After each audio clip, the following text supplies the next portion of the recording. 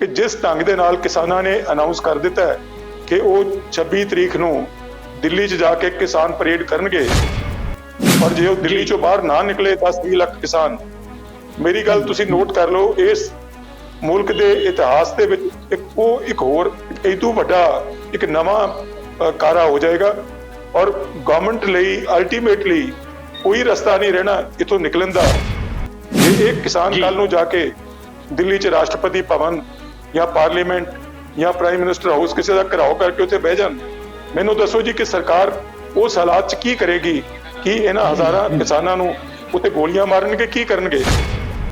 कौमी पद्धर दे कई सीनियर जर्नलिस्टां ਵੱਲੋਂ टिप्पणियां कीतियां जा रਹੀਆਂ ਸੀ कि ਅਸੀਂ ਆਪਣੇ प्रोफैशनल कैरियर च पहली बार एडी वड्डी कोई ट्रैक्टर परेड दिल्ली के बॉर्डर से देखी है। सरकार ने किसानों के हौसले पस्त करने के लिए बहुत सारे हथकंडे भी अपनाए है। बेहद खराब मौसम भी रहा है, इसके बावजूद भी किसानों के हौसले बुलंद है। जगतार जी, जो तुसी गल कही है, जिवें ये कहा जा रहा है कि एडी वड्डी रैली अज तक आज़ाद हिंदुस्तान के इतिहास च नहीं सी हुई। मैं ये कंडीशन करनी चाहना कि मेरे ख्याल इहो जी ढीठ सरकार जिहदी टोटल डिक्टेटराना सोच सामने आ रही है, वो भी मेरे ख्याल आज़ाद भारत तुहाडे सामने पहली बारी आ रही है। इतिहासिक जी परेड सी, हालांकि वो तो कहते कि अज का ट्रेलर ही सीगा, ये 26 जनवरी जिदा हरकमल जी कह रहे सामने है। ਇਹੋ जी स्थिति च ਇਹੋ ਜਿਹਾ माहौल ਜਿਹੜਾ ਹੈਗਾ ਤੇ ਕੇਂਦਰ ਦਾ ਜਿਹੜਾ ਅੜੀਅਲ ਵਤੀਰਾ ਸਾਡੇ ਸਾਹਮਣੇ ਹੈ ਕਿ ਅਸੀਂ ਤਿੰਨੇ ਖੇਤੀ ਕਾਨੂੰਨ ਰੱਦ ਨਹੀਂ ਕਰਨੇ, ਇਹੋ ਜੀ ਸਥਿਤੀ ਨੂੰ ਤੁਸੀਂ ਕਿਵੇਂ ਦੇਖ ਰਹੇ ਹੋ? ਕਿ ਮੋਦੀ ਸਰਕਾਰ ਬਿਨਾਂ ਵਜ੍ਹਾ ਹੀ ਇਹਨੂੰ ਆਪਣਾ ਪ੍ਰੈਸਟੀਜ ਦਾ ਇਸ਼ੂ ਬਣਾ ਕੇ ਬੈਠੀ ਹੈ। ਉਹ ਇਹ ਸਮਝਦੇ ਹੈ ਕਿ ਜੇ ਆਪਾਂ ਇਹਨਾਂ ਦੀ ਮੰਗਾਂ ਮੰਨਦੇ ਹਾਂ ਤਾਂ ਆਪਾਂ ਨੂੰ ਇੱਕ ਕਦਮ ਪਿੱਛੇ ਹਟਣਾ, ਔਰ ਮੋਦੀ ਸਰਕਾਰ ਜਿਹੜੀ ਹੈ ਹਮੇਸ਼ਾ ਅੱਗੇ ਵਧੀਆ ਪਿੱਛੇ ਜਾਣ ਦਾ ਸਵਾਲ ਹੀ ਪੈਦਾ ਹੁੰਦਾ। ਨਜ਼ਰੀਆ ਦੀ ਡਿਬੇਟ ਜਗਤਾਰ ਸਿੰਘ ਸਿੱਧੂ ਵੱਲੋਂ ਦਰਸ਼ਕਾਂ ਦਾ ਸਵਾਗਤ। ਦੇਸ਼ ਦੇ 3 ਨਵੇਂ ਖੇਤੀ ਕਾਨੂੰਨ ਰੱਦ ਕਰਵਾਉਣ ਤੇ ਫਸਲਾਂ ਦੀ ਘੱਟੋ ਘੱਟ ਸਹਾਇਕ ਕੀਮਤ ਉਹਨੂੰ ਕਾਨੂੰਨੀ ਦਰਜਾ ਦਿਵਾਉਣ ਲਈ ਕਿਸਾਨੀ ਸੰਘਰਸ਼ ਦੀਆਂ ਆਵਾਜ਼ਾਂ ਹੁਣ ਪੰਜਾਬ ਤੋਂ ਬਾਹਰ ਨਿਕਲ ਕੇ ਦੇਸ਼ ਭਰ ਦੇ ਸੂਬਿਆਂ 'ਚ ਸੁਣਾਈ ਦੇ ਰਹੀਆਂ।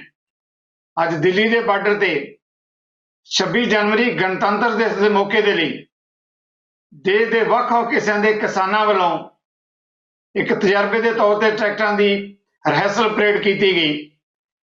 किलोमीटर लंबिया लाइना लग गई, किसानों के हथों च कौमी झंडे वख-वख जिहड़ा जथेबंदियों के झंडे लहरा रहे सन। इतिहास विच पहली बारी दिल्ली के बार्डर से देश के लोगों ने कोई एडी वड्डी किसान रैली देखी होएगी। खैर, दिल्ली च बारिश तो बाद लगता है कि रात की धुंध भी हुण साफ होनी शुरू हो गई है। देश के किसानों ने देश की राजधानी की दीवार से साफ तौर पर लिख दिता है कि तिने खेती कानून रद्द करवाए बगैर वापस नहीं जाएंगे। देखना यह है कि सरकार ये दीवार से लिखे नूं नक्सली, खालिस्तानी, कोई राजसी रंग दे के उच्चा फेर सकती है, पर देश के किसान के दिल से लिखी इबारत नूं कौन मिटेगा? देश के किसान के दिल की इबारत नूं पढ़ने वाले राजसी विद्वान पंडित यानी सीनियर जर्नलिस्ट साडे नाल इस वेले पैनल से जुड़ चुके हैं। मेरी बेनती प्रवान करके तिने मैं कद्दावार जर्नलिस्टां नूं हरकमलजीत सिंह जी, एस प्राशर, इंद्रप्रीत सिंह जी, जिन्हां नूं पैनल ते आउण लई तुहाडे सारिआं वल्लों जी आखदा है, वैलकम करदा है। जिद्दां हमेशा कहना है, पंजाबी मीडिया की सब तो वड्डी बहस ते पंजाब की सच की आवाज़, जिन्होंने मुद्दों पर असीं चर्चा कर रहे हैं। हरकमल जी, मैं तुहाडे तो सवाल लैण लग्या, जिस तरह मैं शुरू में कमेंट किया है कि आज देश के राजधानी के बार्डर से किसानों वालों ट्रैक्टरों की जिहड़ी रिहर्सल परेड की गई, मैं देख रहा सी, सुन रहा सी, कौमी पद्धर के कई सीनियर जर्नलिस्टां वालों टिप्पणियां कीतियां जा रही सी कि असी अपने प्रोफैशनल कैरियर च पहली बार एडी वड्डी कोई ट्रैक्टर परेड दिल्ली के बॉर्डर से देखी है। सरकार ने किसानों के हौसले पस्त करने के लिए बहुत सारे हथकंडे भी अपनाए है। बेहद खराब मौसम भी रहा है, इसके बावजूद भी किसानों के हौसले बुलंद है। ਕਮਲ ਜੀ ਕਿਵੇਂ ਦੇਖਦੇ ਹੋ ਸਾਰੇ ਵਰਤਾਰੇ ਨੂੰ? ਜਗਤਾਰ ਜੀ, ਜੋ ਤੁਸੀਂ ਗੱਲ ਕਹੀ ਹੈ, ਜਿਵੇਂ ਇਹ ਕਿਹਾ ਜਾ ਰਿਹਾ ਕਿ ਏਡੀ ਵੱਡੀ ਰੈਲੀ ਅੱਜ ਤੱਕ ਆਜ਼ਾਦ ਹਿੰਦੁਸਤਾਨ ਦੇ ਇਤਿਹਾਸ 'ਚ ਨਹੀਂ ਸੀ ਹੋਈ। ਮੈਂ ਇਹਦੇ 'ਚ ਕੰਡੀਸ਼ਨ ਕਰਨੀ ਚਾਹੁੰਦਾ ਕਿ ਮੇਰੇ ਖਿਆਲ ਇਹੋ ਜਿਹੀ ਢੀਠ ਸਰਕਾਰ ਜਿਹਦੀ ਟੋਟਲ ਡਿਕਟੇਟਰਾਨਾ ਸੋਚ ਸਾਹਮਣੇ ਆ ਰਹੀ ਹੈ, ਉਹ ਵੀ ਮੇਰੇ ਖਿਆਲ ਆਜ਼ਾਦ ਭਾਰਤ 'ਚ ਤੁਹਾਡੇ ਸਾਹਮਣੇ ਪਹਿਲੀ ਵਾਰੀ ਆ ਰਹੀ ਹੈ ਕਿ ਜਿਨ੍ਹਾਂ ਲਈ ਲੋਕਤੰਤਰੀ ਕੀਮਤਾਂ ਦਾ ਜਾਂ ਆਮ ਲੋਕਾਂ ਦੀ ਆਵਾਜ਼ ਦਾ ਕੋਈ ਮੁੱਲ ਹੀ ਨਹੀਂ ਹੈਗਾ। 70 ਲੋਕ ਮਰ ਗਏ ਨੇ ਉੱਥੇ ਵਿਚਾਰੇ ਠੰਡ ਦੇ ਨਾਲ। ਗਵਰਨਮੈਂਟ ਬਿਲਕੁਲ ਉਹਨਾਂ ਤੋਂ ਬੇਪਰਵਾਹ ਹੈ, ਕੋਈ ਕਿਸੇ ਬਾਰੇ ਸੋਚਣ ਨੂੰ ਤਿਆਰ ਨਹੀਂ, ਔਰ ਇੱਕੋ ਰੱਟ ਉਹ ਲਾ ਰਹੇ ਨੇ ਕਿ ਜੀ ਇਹ ਜਿਹੜੇ 3 ਕਾਨੂੰਨ ਨੇ ਇਹ ਅਸੀਂ ਵਾਪਸ ਨਹੀਂ ਲੈ ਸਕਦੇ ਕਿਉਂਕਿ ਇਹਨਾਂ ਦੇ ਵਿੱਚ ਕਿਸਾਨਾਂ ਦਾ ਭਲਾ ਹੈ, ਜਦੋਂ ਕਿ ਕਿਸਾਨ ਸਾਰੇ ਚੀਕਾਂ ਮਾਰ ਰਹੇ ਇਹਨਾਂ ਬਿੱਲਾਂ ਦੇ ਖਿਲਾਫ। ਮੈਨੂੰ ਜਿਹੜੀ ਇੱਕ ਗੱਲ ਨਜ਼ਰ ਆ ਰਹੀ ਹੈ, ਦੇਖੋ ਇਸ ਦੇਸ਼ 'ਚ ਪਹਿਲੀ ਵਾਰੀ ਸ਼੍ਰੀਮਤੀ ਇੰਦਰਾ ਗਾਂਧੀ ਨੇ, ਤੁਹਾਨੂੰ ਯਾਦ ਹੋਏਗਾ, ਇਹ ਡਿਕਟੇਟਰਾਨਾ ਕਿਸਮ ਦੀਆਂ ਨੀਤੀਆਂ ਸਾਹਮਣੇ ਲਿਆਉਣ ਦੀ ਕੋਸ਼ਿਸ਼ ਕੀਤੀ ਸੀ, ਔਰ ਜੋ ਉਹਨਾਂ ਦਾ ਅਸਰ ਹੋਇਆ ਤੁਸੀਂ ਉਹ ਵੀ ਸਾਰਿਆਂ ਨੇ ਦੇਖਿਆ। ਮੈਨੂੰ ਇਹ ਲੱਗ ਰਿਹਾ ਕਿ ਇਹ ਜਿਹੜੀ ਮੌਜੂਦਾ ਸਰਕਾਰ ਹੈਗੀ ਹੈ ਇਹ ਉਹਨਾਂ ਤੋਂ ਵੀ ਅੱਗੇ ਜਾ ਰਹੀ ਹੈ, ਔਰ ਜੋ ਸਾਡੇ ਦੇਸ਼ ਦੀ ਅੱਜ ਅੰਤਰਰਾਸ਼ਟਰੀ ਪੱਧਰ ਤੇ ਖਿੱਲੀ ਉੱਡ ਰਹੀ ਹੈ, ਜਿਵੇਂ ਲੋਕਤੰਤਰੀ ਦੇਸ਼ ਦੂਜੇ ਜਿਹੜੇ ਨੇ ਉਹ ਸਾਡੇ ਬਾਰੇ ਟਿੱਪਣੀਆਂ ਕਰ ਰਹੇ ਨੇ ਕਿ ਹਿੰਦੁਸਤਾਨ ਦੇ ਵਿੱਚ ਲੋਕਾਂ ਦੀ ਆਵਾਜ਼ ਦੀ, ਆਪਣੀ ਕਿਸਾਨੀ ਦੀ ਆਵਾਜ਼ ਦੀ ਕੋਈ ਬਿਲਕੁਲ ਸੁਣਵਾਈ ਨਹੀਂ, ਕੋਈ ਕਦਰ ਨਹੀਂ, ਔਰ ਇਹ ਕਿਸ ਢੰਗ ਦੇ ਨਾਲ ਸਾਡੀ ਸਰਕਾਰ ਚੱਲ ਰਹੀ ਹੈ। ਅਸੀਂ ਕਹਿੰਦੇ ਹਾਂ ਕਿ ਸਾਡੀ ਇਲੈਕਟਿਡ ਗਵਰਨਮੈਂਟ ਹੈ, ਲੋਕਤੰਤਰੀ ਗਵਰਨਮੈਂਟ ਹੈ, ਪਰ ਆਮ ਲੋਕਾਂ ਦੀ, ਜਿੱਥੇ ਲੱਖਾਂ ਲੋਕ ਦਿੱਲੀ ਦੀਆਂ ਬਰੂਹਾਂ ਤੇ ਜਾ ਕੇ ਬੈਠੇ ਨੇ ਠੰਡਾਂ ਦੇ ਵਿੱਚ, ਉਹ ਰਾਤਾਂ ਵਿਚਾਰੇ ਉੱਥੇ ਕੱਟ ਰਹੇ ਨੇ, ਬੁਰਾ ਹਾਲ, ਰੋਜ਼ ਸੈਂਕੜੇ ਲੋਕ ਬਿਮਾਰ ਹੋ ਰਹੇ ਨੇ, ਮੌਤਾਂ ਹੋ ਰਹੀਆਂ, ਕੋਈ ਉਸ ਗੱਲ ਦਾ ਨੋਟਿਸ ਲੈਣ ਨੂੰ ਤਿਆਰ ਨਹੀਂ, ਸਿਰਫ ਆਪਣੀ ਇੱਕ ਅੜੀ ਫੜ ਕੇ ਬੈਠੇ ਹੋਏ ਨੇ ਕਿ ਜੀ ਅਸੀਂ ਜੋ ਫੈਸਲਾ ਕਰ ਲਿਆ ਉਹ ਅਸੀਂ ਵਾਪਸ ਨਹੀਂ ਲੈਣਾ। ਮੈਨੂੰ ਲੱਗਦਾ ਕਿ ਇਹ ਜਿਹੜਾ ਇੱਕ ਵਰਤਾਰਾ ਹੈਗਾ ਕੇਂਦਰ ਸਰਕਾਰ ਦਾ, ਸਾਡੀ ਪ੍ਰੈਜ਼ੈਂਟ ਜਿਹੜੀ ਗਵਰਨਮੈਂਟ ਹੈ, ਉਹਦੇ ਨਾਲ ਜੋ ਸਾਡਾ ਅੰਤਰਰਾਸ਼ਟਰੀ ਪੱਧਰ ਤੇ ਜੋ ਇਸ ਵੇਲੇ ਸਾਡੇ ਲੋਕਤੰਤਰ ਦੀ ਤੁਸੀਂ ਕਹਿ ਸਕਦੇ ਹੋ ਬਦਨਾਮੀ ਹੋ ਰਹੀ ਹੈ ਜਾਂ ਖਿੱਲੀ ਉੱਡ ਰਹੀ ਹੈ, ਉਹ ਇਸ ਦੇਸ਼ ਲਈ ਬਹੁਤ ਇੱਕ ਮੰਦਭਾਗਾ ਤੁਸੀਂ ਕਹਿ ਸਕਦੇ ਹੋ ਵਰਤਾਰਾ ਹੈਗਾ। ਹੁਣ ਤੱਕ ਹਿੰਦੁਸਤਾਨ ਦੇ ਲੋਕਤੰਤਰ ਦੀ ਲੋਕੀ ਬੜੀ ਰਿਸਪੈਕਟ ਕਰਦੇ ਸੀ, ਔਰ ਲੋਕੀ ਸਮਝਦੇ ਸੀ ਇਸ ਮੁਲਕ ਦੇ ਵਿੱਚ ਵੱਖ-ਵੱਖ ਕਿਸਮ ਦੇ ਲੋਕ ਨੇ, ਵੱਖ-ਵੱਖ ਕਿਸਮ ਦੇ ਰੰਗਾਂ ਦੇ ਲੋਕ ਨੇ, ਔਰ ਸਾਰਿਆਂ ਦੀ ਇੱਥੇ ਸੁਣਵਾਈ ਹੁੰਦੀ ਹੈ, ਔਰ ਹਿੰਦੁਸਤਾਨ ਦਾ ਜਿਹੜਾ ਲੋਕਤੰਤਰ ਹੈ ਉਹਦੇ ਬਾਰੇ ਲੋਕੀ ਬਾਹਰ ਉਦਾਹਰਨਾਂ ਦਿੰਦੇ ਹੁੰਦੇ ਸੀ। ਪਰ ਮੈਨੂੰ ਲੱਗਦਾ ਕਿ ਜਿਸ ਢੰਗ ਦੇ ਨਾਲ ਹੁਣ ਇੱਕ ਸਰਕਾਰ ਆਪਣੇ ਆਪ ਨੂੰ ਚਲਾਉਣ ਦੀ ਕੋਸ਼ਿਸ਼ ਕਰ ਰਹੀ ਹੈ, ਉਹਦੇ 'ਚ ਇਹ ਸਾਰਾ ਜਿਹੜਾ ਸਾਡਾ ਇੱਕ ਇਮੇਜ ਬਣਿਆ ਸੀ ਉਹ ਮਿੱਟੀ ਮਿਲ ਗਿਆ ਹੈਗਾ। ਔਰ ਮੈਨੂੰ ਜੋ ਨਜ਼ਰ ਆ ਰਿਹਾ ਹੈ ਕਿ ਜਿਸ ਢੰਗ ਦੇ ਨਾਲ ਕਿਸਾਨਾਂ ਨੇ ਅਨਾਉਂਸ ਕਰ ਦਿੱਤਾ ਹੈ ਕਿ ਉਹ 26 ਤਰੀਕ ਨੂੰ ਦਿੱਲੀ 'ਚ ਜਾ ਕੇ ਕਿਸਾਨ ਪਰੇਡ ਕਰਨਗੇ, ਔਰ ਜੇ ਉਹ ਦਿੱਲੀ 'ਚੋਂ ਬਾਹਰ ਨਾ ਨਿਕਲੇ 10-20 ਲੱਖ ਕਿਸਾਨ, ਮੇਰੀ ਗੱਲ ਤੁਸੀਂ ਨੋਟ ਕਰ ਲਓ, ਇਸ ਮੁਲਕ ਦੇ ਇਤਿਹਾਸ ਦੇ ਵਿੱਚ ਇੱਕ ਹੋਰ ਇਦੋਂ ਵੱਡਾ ਇੱਕ ਨਵਾਂ ਕਾਰਾ ਹੋ ਜਾਏਗਾ, ਔਰ ਗਵਰਨਮੈਂਟ ਲਈ ਅਲਟੀਮੇਟਲੀ ਕੋਈ ਰਸਤਾ ਨਹੀਂ ਰਹਿਣਾ ਇੱਥੋਂ ਨਿਕਲਣ ਦਾ ਜੇ ਇਹ ਕਿਸਾਨ ਕੱਲ ਨੂੰ ਜਾ ਕੇ ਦਿੱਲੀ 'ਚ ਰਾਸ਼ਟਰਪਤੀ ਭਵਨ ਜਾਂ ਪਾਰਲੀਮੈਂਟ ਜਾਂ ਪ੍ਰਾਈਮ ਮਿਨਿਸਟਰ ਹਾਊਸ ਕਿਸੇ ਦਾ ਘਿਰਾਓ ਕਰਕੇ ਉੱਥੇ ਬਹਿ ਜਾਣ। ਮੈਨੂੰ ਦੱਸੋ ਜੀ ਕਿ ਸਰਕਾਰ ਉਸ ਹਾਲਾਤ 'ਚ ਕੀ ਕਰੇਗੀ? ਕੀ ਇਹਨਾਂ ਹਜ਼ਾਰਾਂ ਕਿਸਾਨਾਂ ਨੂੰ ਉੱਥੇ ਗੋਲੀਆਂ ਮਾਰਨਗੇ? ਕੀ ਕਰਨਗੇ?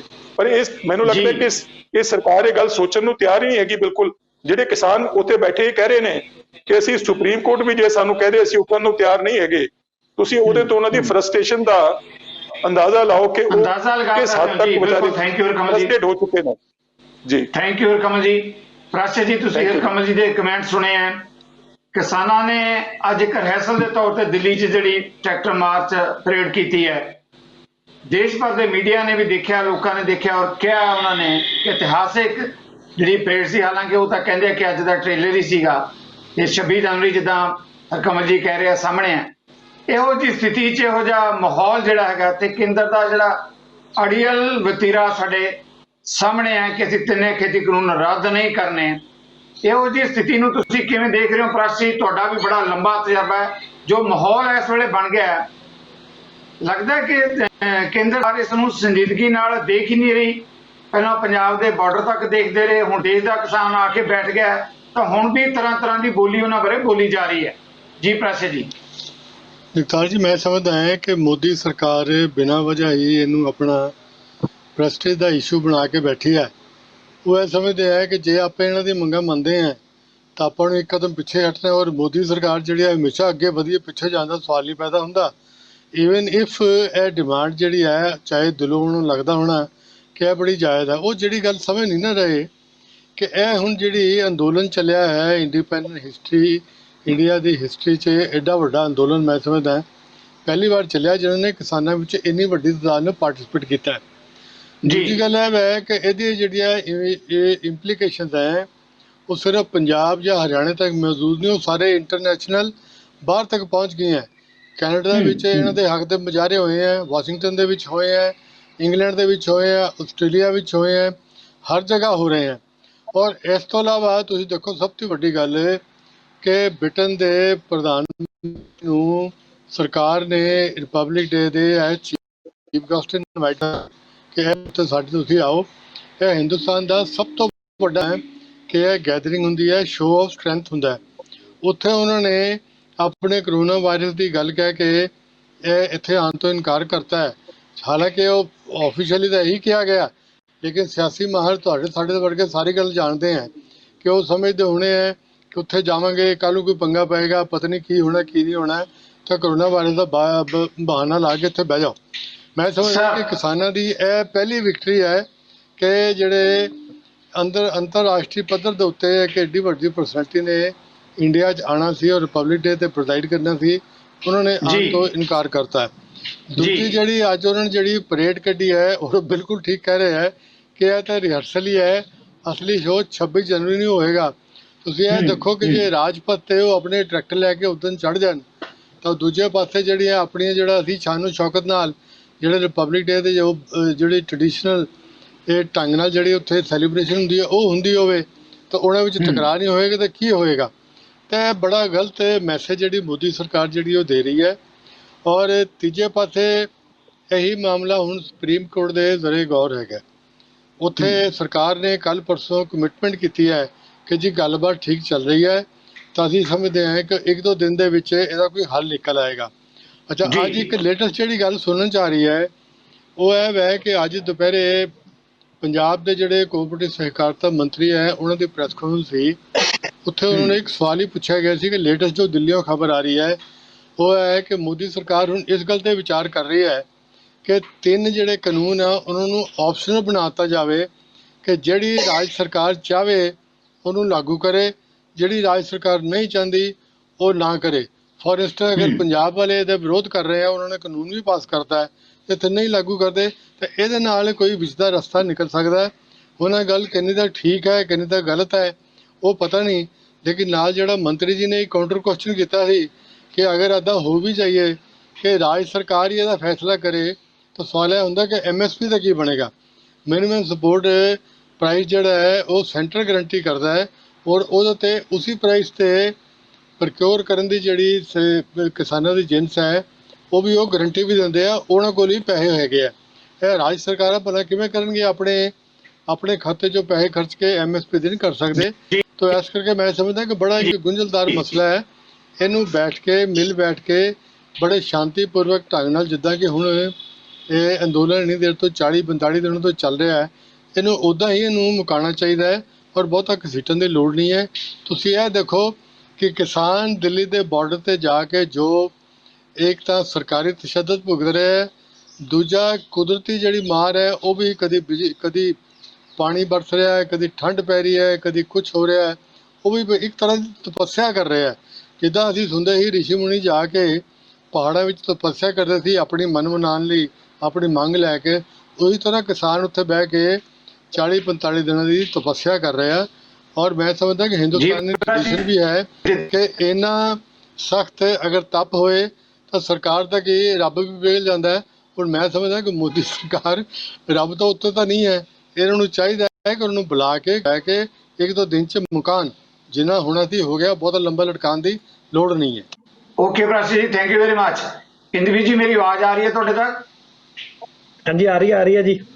ਜੀ ਇੰਦਰਪ੍ਰੀਤ ਜੀ, ਤੁਸੀਂ ਸੀਨੀਅਰ ਜਰਨਲਿਸਟ ਦੇ ਨਾਲ ਨਾਲ ਜੇ ਮੈਂ ਤੁਹਾਡੀ ਇਜਾਜ਼ਤ ਨਾਲ ਕਹਾਂ ਕਿ ਤੁਸੀਂ ਇੱਕ ਛੋਟੇ ਕਿਸਾਨ ਵੀ ਹੋ, ਕਿਉਂਕਿ ਖੇਤੀ ਕਰਨ ਦਾ ਵੀ ਤੁਹਾਡਾ ਇੱਕ ਸ਼ੌਕ ਹੈ, ਰੱਖਦੇ ਹੋ ਤੁਸੀਂ, ਇਸ ਸ਼ੌਕ ਨੂੰ ਪਾਲਦੇ ਹੋ।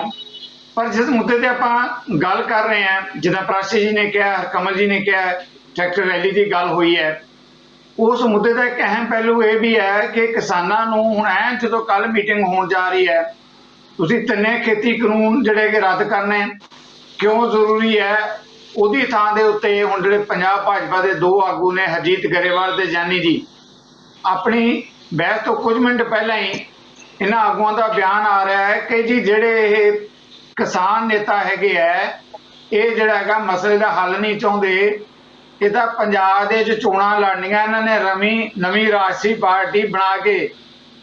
ਇੰਦਰਪ੍ਰੀਤ ਜੀ, ਤੁਸੀਂ ਜਰਨਲਿਸਟ ਹੋ, ਇਹ ਹੁਣ ਪੰਜਾਬ ਦੇ ਕਿਸਾਨਾਂ ਦਾ ਹੀ ਅੰਦੋਲਨ ਰਹਿ ਗਿਆ। ਹਰਿਆਣਾ ਦੇ ਕਿਸਾਨ ਵੀ ਪਾਰਟੀ ਬਣਾ ਕੇ ਇਲੈਕਸ਼ਨ ਲੜਨਗੇ, ਕੇਰਲਾ ਦੇ ਵੀ ਲੜਨਗੇ, ਬਿਹਾਰ ਦੇ ਵੀ ਲੜਨਗੇ, ਮੱਧ ਪ੍ਰਦੇਸ਼ ਤੇ ਰਾਜਸਥਾਨ ਦੇ ਕਿਸਾਨ ਵੀ ਲੜਨਗੇ। ਇੱਕ ਹੁਣ ਨਵਾਂ ਜਾਣੀ ਮੀਟਿੰਗ ਤੋਂ ਪਹਿਲਾਂ ਅੱਗੇ ਤਾਂ ਉਹਨਾਂ ਨੂੰ ਨਕਸਲੀ ਤੇ ਖਾਲਿਸਤਾਨੀ ਕਿਹਾ ਗਿਆ ਸੀ, ਹੁਣ ਇੱਕ ਪੰਜਾਬ ਦੀ ਲੀਡਰਸ਼ਿਪ ਵੱਲੋਂ ਨਵਾਂ ਕਹਿ ਦਿੱਤਾ ਗਿਆ ਜੀ ਇਹ ਰਾਜਸੀ ਧਿਰ ਬਣਾ ਕੇ ਚੋਣਾਂ ਲੜਨੀਆਂ ਚਾਹੁੰਦੇ ਆ, ਤਾਂ ਨਹੀਂ ਮਸਲੇ ਦਾ ਹੱਲ ਹੋ ਰਿਹਾ।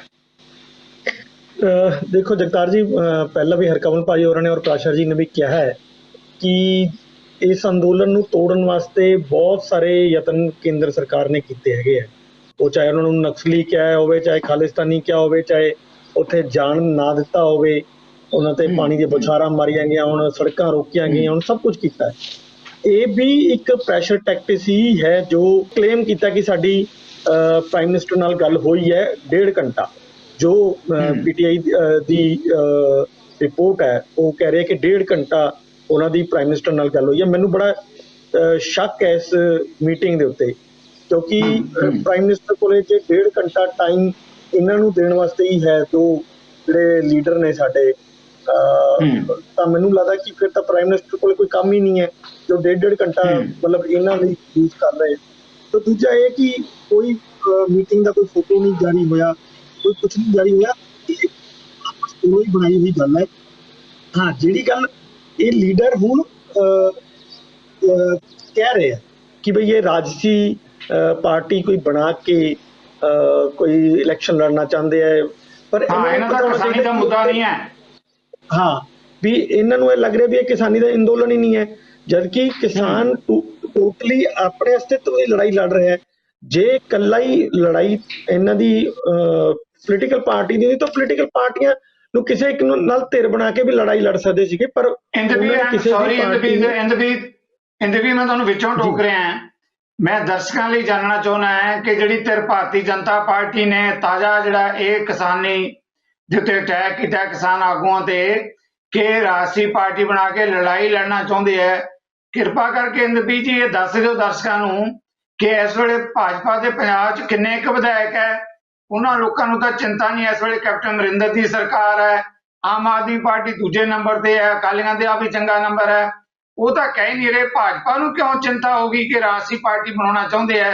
ਭਾਜਪਾ ਦਾ ਕਿੰਨਾ ਕੁ ਆਧਾਰ ਆ ਪੰਜਾਬ 'ਚ ਜਿਹੜਾ ਖਤਰਾ ਖੜਾ ਹੋ ਗਿਆ ਹੈ, ਜਰਾ ਦੱਸਿਓ ਆਪਣਾ ਇੰਦਰਪ੍ਰੀਤ ਜੀ। ਇਹ ਵੀ ਬਿਲਕੁਲ ਜਿਹੜੀ ਤੁਸੀਂ ਗੱਲ ਕਰ ਰਹੇ ਹੋ ਜਗਤਾਰ ਜੀ, ਬਿਲਕੁਲ ਠੀਕ ਹੈ। ਹਜੇ ਤੱਕ ਫਿਲਹਾਲ ਉਹਨਾਂ ਕੋਲੇ 2 ਹੀ ਆਪਣੇ MLA ਹੈਗੇ ਆ, ਪਰ ਤੁਸੀਂ ਦੇਖੋ ਕਿ ਜਿਹੜੀ ਇਹ ਕੋਸ਼ਿਸ਼ਾਂ ਨੇ, ਜੋ ਮੈਨੂੰ ਲੱਗ ਰਿਹਾ ਕਿ ਉਹ ਪੋਲਰਾਈਜੇਸ਼ਨ ਦੀਆਂ ਕੋਸ਼ਿਸ਼ਾਂ ਨੇ ਬੀਜੇਪੀ ਕੋਲ, ਕਿਉਂਕਿ ਇਸ ਟਾਈਮ ਗਵਾਉਣ ਨੂੰ ਕੁਝ ਨਹੀਂ ਹੈ। ਇਸ ਕਰਕੇ ਉਹ ਸਾਰੀ ਕੋਸ਼ਿਸ਼ਾਂ ਇਸ 'ਚ ਰੁਚੀ ਹੋਈ ਹੈ ਕਿ ਕਿਸ ਤਰ੍ਹਾਂ ਪੰਜਾਬ ਨੂੰ ਅਸੀਂ ਸ਼ਹਿਰੀ ਬਨਾਮ ਪੇਂਡੂ ਦੇ ਹਲਕੇ 'ਚ ਵੰਡ ਦਈਏ ਜਾਂ ਹਿੰਦੂ ਬਨਾਮ ਸਿੱਖ ਦੇ ਉਸ 'ਚ ਵੰਡ ਦਈਏ। ਉਹ ਇਸ ਤਰ੍ਹਾਂ ਦੀ ਕੋਸ਼ਿਸ਼ ਦੇ ਵਿੱਚ ਜਾ ਕੇ ਫਿਰ ਆਪਣੀ ਇੱਕ ਲੜਾਈ ਲੜਨਾ ਚਾਹੁੰਦੇ ਹੈ। ਔਰ ਕਿਉਂਕਿ ਉਹ ਹੁਣ ਦੇਖੋ ਅਕਾਲੀ ਦਲ ਤੋਂ ਅਲੱਗ ਹੋਣ ਤੋਂ ਬਾਅਦ ਉਹ ਪਹਿਲੀ ਵਾਰ ਹੈ ਕਿ ਉਹ ਜਿਹੜਾ ਵਿਧਾਨ ਸਭਾ ਦਾ ਇਲੈਕਸ਼ਨ ਆਪਣੇ ਤੌਰ ਤੇ ਲੜਨਗੇ। ਇਸ ਕਰਕੇ ਉਹਨਾਂ ਨੇ ਜਿਹੜੇ ਆਹ ਫਰਵਰੀ ਮਹੀਨੇ ਦੇ ਵਿੱਚ, ਜਿਹੜੀ ਹੁਣ ਪ੍ਰੈਜ਼ੈਂਟ ਫਰਵਰੀ ਆ ਰਹੀ ਹੈ, ਇਹਦੇ ਵਿੱਚ ਜਿਹੜੇ ਨਗਰ ਨਿਗਮ ਤੇ ਨਗਰ ਪਾਲਿਕਾਵਾਂ ਦੇ ਜਿਹੜੇ ਇਲੈਕਸ਼ਨ ਹੋਣੇ ਹੈ, ਉਹ ਉਹਨਾਂ ਲਈ ਇੱਕ ਟੈਸਟ ਦੇ ਤੌਰ ਤੇ ਹੈ। ਜਿਵੇਂ ਉਹਨਾਂ ਦੇ ਪ੍ਰਧਾਨ ਨੇ ਕਿਹਾ ਕਿ ਸਾਡਾ ਮਕਸਦ ਇਹ ਇਲੈਕਸ਼ਨ ਲੜਨਾ ਨਹੀਂ ਹੈ, ਇਸ ਇਲੈਕਸ਼ਨ ਲੜਨ ਦੇ ਬਹਾਨੇ ਅਸੀਂ ਆਪਣੇ ਆਪ ਨੂੰ ਟੈਸਟ ਕਰਨਾ ਚਾਹੁੰਦੇ ਹਾਂ ਕਿ ਸਾਡੇ ਕੋਲੇ ਕਿੰਨਾ, ਮਤਲਬ ਇਹ ਜੀ ਸਥਿਤੀ ਦੇ ਬਾਵਜੂਦ ਕਿੰਨੇ ਕੁ ਲੋਕ ਸਾਡੇ ਨਾਲ ਨੇ, ਤਾਂ ਕਿ ਸਾਨੂੰ ਇੱਕ ਟੈਸਟ ਰਾਹੀਂ ਪਤਾ ਚੱਲ ਜਾਏ ਕਿ ਅਸੀਂ ਕਿੱਥੇ ਜੇ ਖੜੇ ਹਾਂ, ਕਿੰਨਾ ਕੁ ਕਿੰਨਾ ਕੁ ਪਾਣੀ 'ਚ ਅਸੀਂ, ਤਾਂ ਕਿ ਉਹ ਜਦੋਂ ਅਗਲੇ ਸਾਲ ਜਦੋਂ ਵਿਧਾਨ ਸਭਾ ਦੇ ਇਲੈਕਸ਼ਨ ਹੋਣਗੇ ਉਸ 'ਚ ਉਤਰਨ ਤੋਂ ਪਹਿਲਾਂ ਉਹਨਾਂ ਨੂੰ ਹੁਣ ਤੋਂ ਕੀ ਕੀ ਤਿਆਰੀ ਕਰਨੀ ਪਏਗੀ ਉਹਦੀ ਉਹ ਤਿਆਰੀ ਕਰ ਸਕਣ। ਸੋ ਮੈਨੂੰ ਇਹ ਲੱਗਦਾ ਹੈ ਕਿ ਜਦੋਂ ਇਹ ਲੋਕ ਨਗਰ ਪਾਲਿਕਾ ਦੇ ਜਾਂ ਲੋਕਲ ਬੋਡੀ ਦੇ ਜਿਹੜੇ ਇਲੈਕਸ਼ਨ ਹੋਣੇ ਹੈ ਉਹਦੇ ਵਿੱਚ ਉਹਨਾਂ ਦਾ ਮਕਸਦ ਉਸ ਇਲੈਕਸ਼ਨ ਦੇ ਬਹਾਨੇ ਕੱਲੇ ਕੱਲੇ ਘਰ ਤੱਕ ਆਪਣੇ ਚੋਣ ਨਿਸ਼ਾਨ ਨੂੰ ਪਹੁੰਚਾਉਣ ਦਾ ਹੈ। ਔਰ ਉਸ 'ਚ ਮੈਨੂੰ ਲੱਗਦਾ ਕਿ ਉਹ ਜੋ ਪੋਲਰਾਈਜੇਸ਼ਨ ਦੀ ਉਸ 'ਚ ਮੂਵ 'ਚ ਹੈਗੇ ਨੇ ਔਰ ਬੜਾ ਸਮਾਰਟਲੀ ਚੱਲ ਰਹੇ ਨੇ, ਔਰ ਮੈਨੂੰ ਲੱਗਦਾ ਕਿ ਔਰ ਉਹ 'ਚ ਕਾਫੀ ਹੱਦ ਤੱਕ ਕਾਮਯਾਬ ਵੀ ਨੇ। ਮੈਂ ਕਹੂੰਗਾ, ਮੈਨੂੰ ਕੋਈ ਗੁਰੇਜ਼ ਨਹੀਂ ਕਹਿਣ 'ਚ, ਜੋ ਮੈਨੂੰ ਲੱਗ ਰਿਹਾ ਹੈ ਕਿ ਉਹ ਪੋਲਰਾਈਜੇਸ਼ਨ ਹੋ ਰਹੀ ਹੈ, ਬਹੁਤ ਬੁਰੀ ਤਰੀਕੇ ਨਾਲ ਹੋ ਰਹੀ ਹੈ ਪੰਜਾਬ ਦੇ ਵਿੱਚ। ਉਹ ਭਾਜਪਾ ਲਈ ਤਾਂ ਬੇਸ਼ੱਕ ਅੱਛੀ ਹੋਵੇ, ਲੇਕਿਨ ਪੰਜਾਬ ਲਈ ਬਹੁਤ ਖਤਰਨਾਕ ਹੈ। ਜੀ ਜਗਤਾਰ ਜੀ, thank you very much. Harkamal ਜੀ, ਮੈਂ ਬ੍ਰੇਕ ਤੇ ਜਾਣ ਤੋਂ ਪਹਿਲਾਂ ਇਸ ਮੁੱਦੇ ਤੇ ਜੋ ਭਾਜਪਾ ਨੇ ਨਵਾਂ ਪੈਂਤੜਾ ਖੇਲਿਆ ਹੈ ਕਿ ਕਈ ਜਿਹੜੀ ਕਿਸਾਨ ਨੇਤਾ ਹੈਗੇ ਆ ਉਹ ਤਾਂ ਪਾਰਟੀ ਬਣਾ ਕੇ ਇਲੈਕਸ਼ਨ ਲੜਨਾ ਚਾਹੁੰਦੇ ਆ। ਭਾਜਪਾ ਨੇ ਹੁਣ ਆਇਆ ਨੇ ਇਸ ਮੌਕੇ ਤੇ ਗੱਲ ਕੀਤੀ ਹੈ ਜਦੋਂ ਭਾਜਪਾ ਦਾ ਅਜੇ ਜ਼ਮੀਨੀ ਹਕੀਕਤ ਇਹ ਹੈ, ਜਿੱਦਾਂ ਇੰਦਰਪ੍ਰੀਤ ਉਹਨਾਂ ਨੇ ਕਿਹਾ ਕਿ ਉਹਨਾਂ ਦੇ 2 ਹੀ ਵਿਧਾਇਕ ਹੈ। ਇੱਕ ਨਵਾਂ ਪੈਂਤੜਾ ਖੇਲਿਆ ਗਿਆ ਹੈ ਨਕਸਲਵਾਦ ਤੇ ਖਾਲਿਸਤਾਨ ਤੋਂ ਬਾਅਦ। ਜਗਤਾਰ ਜੀ, ਇਹ ਜਿਹੜਾ ਨਵਾਂ ਪੈਂਤੜ ਹੈ ਇਹਦਾ ਮੈਨੂੰ ਕੋਈ ਬਹੁਤਾ ਨਾ ਤੇ ਮਤਲਬ ਨਜ਼ਰ ਆ ਰਿਹਾ ਹੈ। ਇਹ ਸਵਾਏ ਇਸ ਗੱਲ ਦੇ ਕਿ ਜਿਵੇਂ ਅੱਗੇ ਉਹਨਾਂ ਨੇ ਐਲੀਗੇਸ਼ਨ ਲਾਏ ਨੇ ਕਿਸਾਨ ਮੂਵਮੈਂਟ ਨੂੰ ਖਰਾਬ ਕਰਨ ਲਈ, ਉਹ ਜਿਹਾ ਹੋਰ ਹੀ ਐਲੀਗੇਸ਼ਨ ਇੱਕ ਨਵਾਂ ਉਹਨਾਂ ਨੇ ਲਾਇਆ, ਕਿਉਂਕਿ ਪਹਿਲੇ ਐਲੀਗੇਸ਼ਨ ਉਹਨਾਂ ਦੇ ਜਿਹੜੇ ਉਹਨਾਂ ਨੇ ਕਿਹਾ ਸੀ ਕਿ ਜੀ ਇਹ ਨਕਸਲਵਾਦੀ ਨੇ, ਖਾਲਿਸਤਾਨੀ ਨੇ, ਉਹ ਚੱਲ ਨਹੀਂ ਸਕੇ। ਉਹਨਾਂ ਸੋਚਿਆ ਚਲੋ ਇੱਕ ਤੀਜਾ ਵੀ ਚਲਾ ਕੇ ਦੇਖ ਲਓ। ਜੋ ਮੈਨੂੰ ਗੱਲ ਨਜ਼ਰ ਆ ਰਹੀ ਹੈ, ਜਿਵੇਂ ਇੰਦਰਪ੍ਰੀਤ ਜੀ ਨੇ ਕਿਹਾ ਹੈ ਕਿ ਭਾਜਪਾ ਇਹ ਮਹਿਸੂਸ ਕਰਦੀ ਹੈ ਕਿ ਸਾਡੇ ਕੋਲ ਕੁਝ ਗਵਾਉਣ ਨੂੰ ਤੇ ਹੈ ਨਹੀਂ। ਜਿਸ ਪਾਰਟੀ ਦੇ ਪੰਜਾਬ 'ਚ 2 ਵਿਧਾਨਕਾਰ ਨੇ ਉਹ ਵੀ ਅਕਾਲੀਆਂ ਦੀ ਮਦਦ ਨਾਲ ਬਣੇ ਸੀ, ਜੇ ਅਕਾਲੀਆਂ ਦੀ ਮਦਦ ਨਾ ਹੋਵੇ ਤਾਂ ਉਹ ਵੀ ਨਾ ਬਣਨ। ਤੋ ਜੋ ਮੈਨੂੰ ਗੱਲ ਨਜ਼ਰ ਆ ਰਹੀ ਹੈ ਕਿ ਭਾਜਪਾ ਲਈ ਅੱਜ ਸਾਨੂੰ ਇਹਦੇ 'ਚ ਪਿਕਚਰ ਕਲੀਅਰ ਹੋ ਜਾਏ ਕਿ ਜਿਹੜੀਆਂ ਅਰਬਨ ਇਲੈਕਸ਼ਨਾਂ ਹੋ ਰਹੀਆਂ ਮਿਊਨਿਸਪੈਲਿਟੀਆਂ ਦੀਆਂ, ਇਹਦੇ 'ਚ ਭਾਜਪਾ ਦੀ ਸਥਿਤੀ ਪਤਾ ਲੱਗ ਜਾਏਗੀ। ਹਰਿਆਣੇ 'ਚ ਵੀ ਪਤਾ ਲੱਗ ਗਈ ਹੈ, ਹਰਿਆਣਾ ਜਿੱਥੇ ਭਾਜਪਾ ਸਰਕਾਰ ਹੈਗੀ ਹੈ ਉੱਥੇ ਅਰਬਨ ਇਲੈਕਸ਼ਨ ਜੇ ਭਾਜਪਾ ਹਾਰ ਗਈ ਹੈ ਤੇ ਪੰਜਾਬ 'ਚ ਉਹਨਾਂ ਦਾ ਕੀ ਭਵਿੱਖ ਹੋ ਸਕਦਾ ਸਾਨੂੰ ਉਹਦੇ ਤੋਂ ਸਪਸ਼ਟ ਹੋ ਜਾਏਗਾ। ਔਰ ਇਹਨਾਂ ਦੀ ਲੀਡਰਸ਼ਿਪ ਜਿਹੜੀ ਪੰਜਾਬ ਦੀ ਹੈਗੀ ਹੈ ਉਹਦਾ ਵੀ ਦਿੱਲੀ 'ਚ ਜਾ ਕੇ ਪਤਾ ਲੱਗ ਜਾਏਗਾ ਕਿ ਉਹ ਕਿੰਨੇ ਕੁ ਪਾਣੀ 'ਚ ਹੈਗੇ ਨੇ। ਥੈਂਕ ਯੂ ਪ੍ਰਾਸ਼ੀ ਜੀ। ਮੈਂ ਬ੍ਰੇਕ ਤੇ ਜਾਣ ਤੋਂ ਪਹਿਲਾਂ ਤੁਹਾਡੇ ਤੋਂ ਵੀ ਕਮੈਂਟਸ ਲੈਣਾ ਚਾਹੁੰਦਾ ਹਾਂ ਕਿ ਪੰਜਾਬ ਭਾਜਪਾ ਦੇ ਆਗੂਆਂ ਨੇ ਜਿਹੜਾ ਨਵਾਂ ਪੈਂਤੜਾ ਖੇਡਿਆ ਹੈ ਕਿ ਜਿਹੜੇ ਕਿਸਾਨ ਆਗੂ ਆ ਨਵੀਂ ਰਾਜਸੀ ਧਿਰ ਬਣਾ ਕੇ ਇਲੈਕਸ਼ਨ ਲੜਨਾ ਚਾਹੁੰਦੇ ਆ ਕਿ ਨਵਾਂ ਪੈਂਤੜਾ ਭਾਜਪਾ ਦਾ ਜਿਹੜਾ ਪਹਿਲਾਂ ਉਹਨਾਂ ਨੇ ਕਿਹਾ ਸੀ ਕਿ ਨਕਸਲੀ ਹੈ, ਇਹ ਖਾਲਿਸਤਾਨੀ ਹੈ, ਹੁਣ ਇਹ ਕਿਹਾ ਗਿਆ ਕਿ ਜੀ ਰਾਜਸੀ ਪਾਰਟੀ। ਪਹਿਲਾਂ ਤਾਂ 40 ਤਾਂ ਪਾਰਟੀਆਂ 40 ਜਥੇਬੰਦੀਆਂ ਉਹ ਅਕਾਲੀ ਦਲ ਤੇ ਭਾਰਤੀ ਜਨਤਾ ਪਾਰਟੀ ਤਾਂ ਇਕੱਠੇ ਰਹਿ ਨਹੀਂ ਸਕੇ ਤੇ ਇਹਨਾਂ ਬਾਰੇ ਕਿਸ ਦਾਅਵੇ ਨਾਲ ਕਿਹਾ ਜਾ ਰਿਹਾ ਕਿ 40 ਪਾਰਟੀਆਂ ਇੱਕ ਪਾਰਟੀ ਬਣਾ ਕੇ ਇਲੈਕਸ਼ਨ ਲੜਨਗੇ ਪੰਜਾਬ 'ਚ ਜੀ। ਜਗਤਾਰ ਜੀ, ਮੈਂ ਤਾਂ ਇਹ ਸਮਝਦਾ ਹਾਂ ਕਿ ਇਹ ਦੇਖੋ ਇਹ ਕਮੈਂਟ ਕੌਣ ਕਰ ਰਿਹਾ ਹੈ, ਸੁਰਜੀਤ ਜਿਆਨੀ ਤੇ ਹਰਜੀਤ ਗਰੇਵਾਲ। ਉਹ ਨਾ ਉਹ ਕਿਸਾਨ ਹੈ ਔਰ ਨਾ ਹੀ ਭਾਜਪਾ ਦੇ ਵਿੱਚ ਉਹਨਾਂ ਦੀ ਕੋਈ ਉੱਥੇ ਕੋਈ ਪਛਾਣ ਹੈ। ਤਾਂ ਮੇਰਾ ਕਹਿਣਾ ਇਹ ਹੈ ਕਿ ਜੇ ਦੇਸ਼ ਦਾ ਪ੍ਰਧਾਨ ਮੰਤਰੀ ਇਹਨਾਂ ਦੋਨੋਂ ਜੈਂਟਲਮੈਨਾਂ ਨੂੰ ਬੁਲਾ ਕੇ ਘੰਟਾ 1.5 ਘੰਟੇ ਦੀ ਗੱਲਬਾਤ ਸੁਣਦਾ ਹੈ, ਇਹ ਤਾਈਓ ਇਹ ਹਾਲ ਹੈ ਕਿ ਇਹ ਰੇੜਕਾ ਜਿਹੜਾ ਇੰਨੀ ਦੇਰ ਤੇ ਚੱਲੀ ਜਾ ਰਿਹਾ। ਕਿਉਂਕਿ ਇਹੋ ਜਿਹੇ ਬੰਦੇ ਜਿਹੜੇ ਰੂਲਿੰਗ ਸਟੋਨ ਹੈਗੇ, ਜਿਹਨਾਂ ਦਾ ਕੋਈ ਨਾ ਕੋਈ ਆਧਾਰ ਹੈ, ਨਾ ਕੋਈ ਪਛਾਣ ਹੈ, ਨਾ ਕੋਈ ਸਟੈਂਡਿੰਗ ਹੈ, ਉਹਨਾਂ ਨੂੰ ਬੁਲਾ ਕੇ ਉਹਨਾਂ ਦੀ ਗੱਲਾਂ ਸੁਣਨੀਆਂ। ਤਾਂ ਜਿਹੜੇ ਬੰਦੇ ਵੀ ਤੁਹਾਡੇ ਬਾਰਡਰ 'ਤੇ ਆ ਕੇ ਇੰਨੀ ਦੇਰ ਦੇ ਬੈਠੇ ਆ ਔਰ ਉਹ ਆਪਣੀਆਂ ਜੈਨੂਅਨ ਮੰਗਾਂ ਲੈ ਕੇ ਬੈਠੇ, ਉਹਨਾਂ ਦਾ ਕਿਉਂ ਨਹੀਂ ਸੁਣਦੇ? ਔਰ ਦੂਜੇ ਪਾਸੇ ਮੈਨੂੰ ਇੱਕ ਹੋਰ ਜਿਹੜੀ ਗੱਲ ਹੈ ਕਿ ਇਹ ਵਾਲਾ ਕੀ ਮਿਹਣਾ ਹੋਇਆ ਜੀ ਕਿ ਇਹ ਜਿਹੜੇ ਕਿਸਾਨ ਜਿਹੜੇ ਹੈ ਤਾਂ ਜਥੇਬੰਦੀ ਬਣਾ ਕੇ ਲੜਨਾ ਚਾਹੁੰਦੇ। ਹਿੰਦੁਸਤਾਨ ਆਜ਼ਾਦ ਮੁਲਕ ਹੈ ਔਰ ਜੇ ਕੋਈ ਇੰਡੀਵਿਜੂਅਲ ਚਾਹੁੰਦਾ ਹੈ ਕਿ ਆਪਣੀ ਗੱਲ ਮੇਰੇ ਅਗਰ ਨਹੀਂ ਸੁਣਦੀ ਤਾਂ ਮੈਂ ਆਪਣੀ ਪਾਰਟੀ ਬਣਾ ਕੇ ਇਹਦੇ 'ਤੇ ਰਾਜਦੂਤ 'ਤੇ ਆਪਣਾ ਕੈਪਚਰ ਕਰਕੇ ਕਰਨਾ ਹੋਵੇ ਤਾਂ ਉਹਦਾ ਹੱਕ ਹੈ। ਤੇ ਇਹਨੂੰ ਮਿਹਣਾ ਮਾਰਨ ਦੀ ਕੀ ਲੋੜ ਹੈ? ਇਹ ਉਹਨਾਂ ਦਾ ਪੂਰਾ ਹੱਕ ਹੈ ਕਿ ਜੋ ਠੀਕ ਸਮਝਦੇ ਕਰੇ। ਲੇਕਿਨ ਇਸ ਵੇਲੇ ਜਿਹੜੀ ਉਹਨਾਂ ਦੀ ਮੰਗ ਹੈਗੀ ਹੈ ਉਹ ਸਰਕਾਰ ਨੂੰ ਬੜੀ ਤਸੱਲੀ ਨਾਲ, ਬੜੀ ਗੰਭੀਰਤਾ ਨਾਲ ਬੈਠ ਕੇ ਹੱਲ ਕਰਨ ਦੀ ਲੋੜ ਹੈ। ਇਹਨੂੰ ਬਹੁਤਾ ਲਟਕਾਉਣਾ ਨਹੀਂ ਚਾਹੀਦਾ ਔਰ ਖੱਬੇ ਸੱਜੇ ਉਹਨਾਂ ਨੂੰ ਨਾਂ ਨੂੰ ਦੇ ਕੇ ਕੋਈ ਨਵਾਂ ਲੇਬਲ ਲੂਲ ਚਿਪਕਾ ਕੇ ਉਹਨਾਂ ਨੂੰ ਬਦਨਾਮ ਕਰਨ ਦੀ ਕੋਸ਼ਿਸ਼ ਕਰਨ ਦੀ ਬਜਾਏ ਇਹਨੂੰ ਹੱਲ ਕਰਨ ਦੀ ਕੋਸ਼ਿਸ਼ ਕਰਨ। Thank you sir. ਆਪਾਂ ਲੈਣੇ ਇੱਕ ਛੋਟੀ ਜਿਹੀ ਬ੍ਰੇਕ ਤੋਂ ਬਾਅਦ ਇਸੇ ਮੁੱਦੇ ਤੇ ਆ ਰਹੇ ਹਾਂ ਵਾਪਸ। ਕਿਸਾਨੀ ਸੰਘਰਸ਼ ਦੀ ਗੂੰਜ ਹੁਣ ਕੇਵਲ ਪੰਜਾਬ ਨਹੀਂ ਪੂਰੇ ਦੇਸ਼ 'ਚ ਸੁਣਾਈ ਦੇ ਰਹੀ ਹੈ ਔਰ ਨਾਲ ਹੀ ਇਸ ਗੂੰਜ ਦੇ ਬਾਰੇ ਉੱਠ ਰਹੇ ਸਵਾਲ। ਇੰਨੇ ਹੀ ਮਾਮਲਿਆਂ ਤੇ ਮੇਰੇ ਨਾਲ ਇਸ ਖਿੱਤੇ ਦੇ 3 ਸੀਨੀਅਰ ਜਰਨਲਿਸਟ ਪੈਨਲ ਤੇ ਜੁੜੇ ਹੋਏ ਹੈ, ਉਹਨਾਂ ਨਾਲ ਲਵਾਂਗੇ ਸਵਾਲ ਨਿੱਕੀ ਜੀ ਬ੍ਰੇਕ ਦੇ ਬਾਅਦ। ਨਜ਼ਰੀਆ ਦੀ ਡਿਬੇਟ ਦਰਸ਼ਕਾਂ ਦਾ ਮੁੜ ਇੱਕ ਵਾਰ ਸਵਾਗਤ ਹੈ। ਇੰਦਰਬੀਰ ਜੀ, ਮੈਂ ਤਿੰਨੇ ਜਿਹੜੇ ਖੇਤੀ ਕਾਨੂੰਨ ਦੇ ਰੱਦ ਕਰਨ ਦੀ ਗੱਲ ਕੀਤੀ ਜਾ ਰਹੀ ਹੈ, ਪੰਜਾਬ ਦਾ ਤਾਂ ਬੱਚਾ ਇਹ ਆਖ ਰਿਹਾ ਕਿ ਤਿੰਨੇ ਖੇਤੀ ਕਾਨੂੰਨ ਰੱਦ ਹੋਣੇ ਚਾਹੀਦੇ ਆ। MSP ਦੇ ਮੁੱਦੇ ਤੇ, ਦੂਜੇ ਮੁੱਦਿਆਂ ਤੇ ਕਿਸਾਨ ਦੀਆਂ ਗੱਲਾਂ ਮੰਨੀਆਂ ਜਾਣੀਆਂ ਚਾਹੀਦੀਆਂ। ਪਰ ਇਸ ਵੇਲੇ ਕੌਮੀ ਪੱਧਰ ਤੇ ਵੀ ਇਹ ਸੰਘਰਸ਼ ਨੂੰ ਬਹੁਤ ਵੱਡਾ ਹੰਗਾਰਾ ਮਿਲਣਾ ਸ਼ੁਰੂ ਹੋ ਗਿਆ ਹੈ।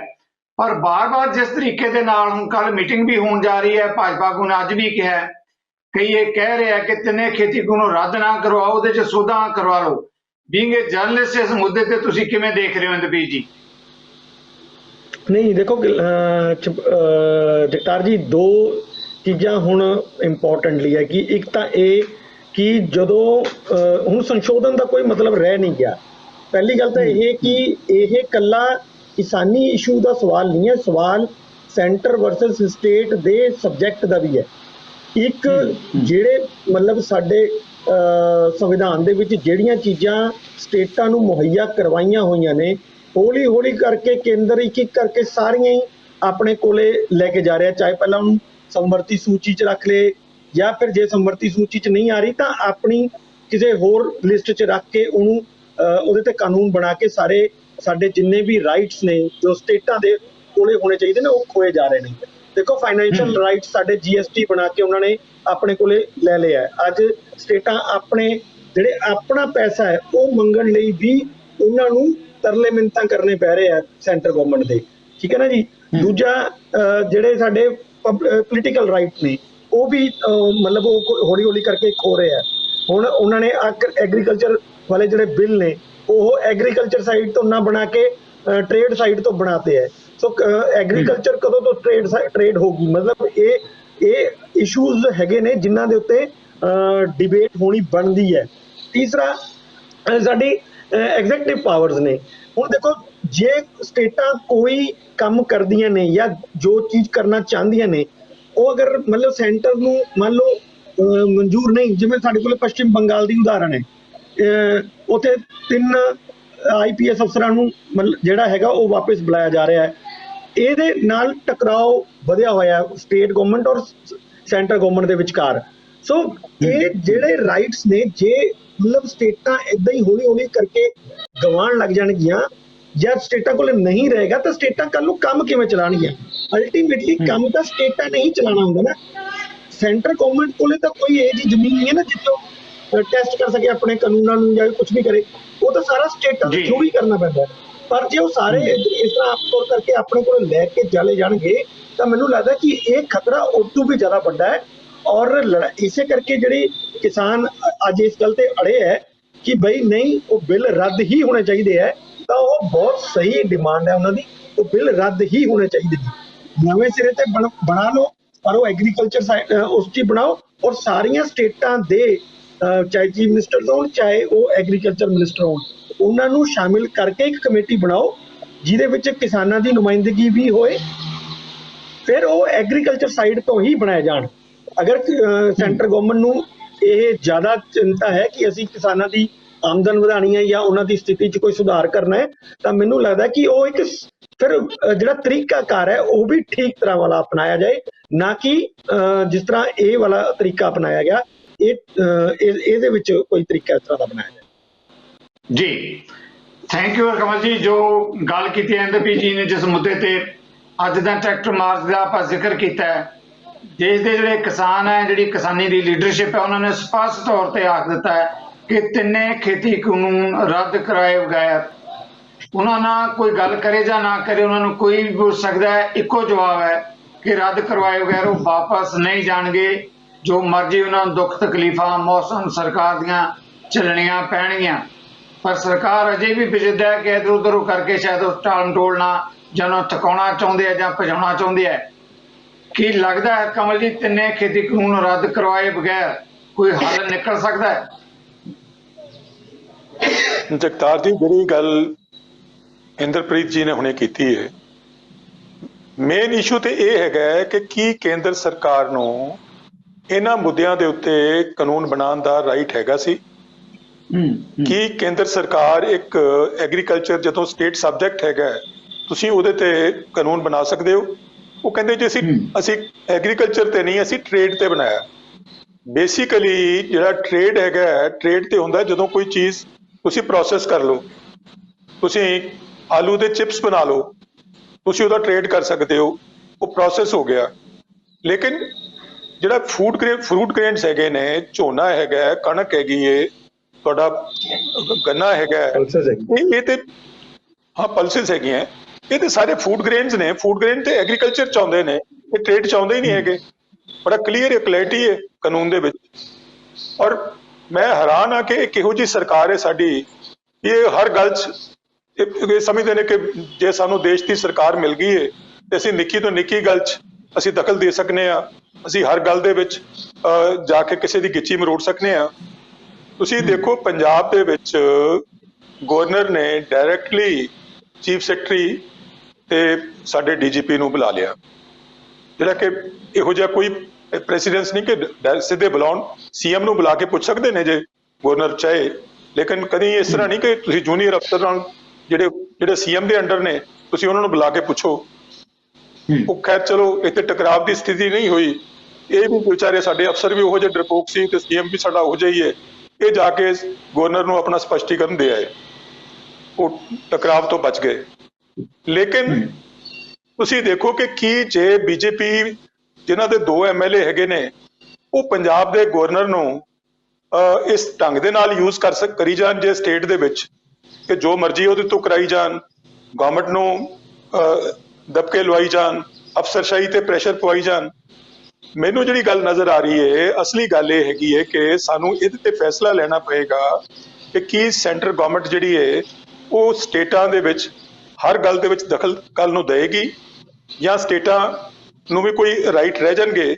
ਆਲਰੇਡੀ ਸਟੇਟਾਂ ਨੂੰ ਇੱਕ ਕਿਸਮ ਦਾ ਮਿਊਨਿਸਪੈਲਿਟੀਆਂ ਬਣਾ ਕੇ ਰੱਖ ਦਿੱਤਾ ਗਿਆ, ਤੇ ਜੇ ਸੈਂਟਰ ਹੋਰ ਵੀ ਨਿੱਕੀਆਂ ਨਿੱਕੀਆਂ ਗੱਲਾਂ 'ਚ ਕੱਲ ਨੂੰ ਦਖਲ ਦੇਏਗੀ, ਮੈਨੂੰ ਲੱਗਦਾ ਇਸ ਢੰਗ ਨਾਲ ਇਹ ਕੰਟਰੀ ਚੱਲ ਨਹੀਂ ਸਕਣਾ। ਜੀ ਥੈਂਕ ਯੂ ਵੈਰੀ ਮਚ ਪ੍ਰਾਸ਼ਾ ਜੀ।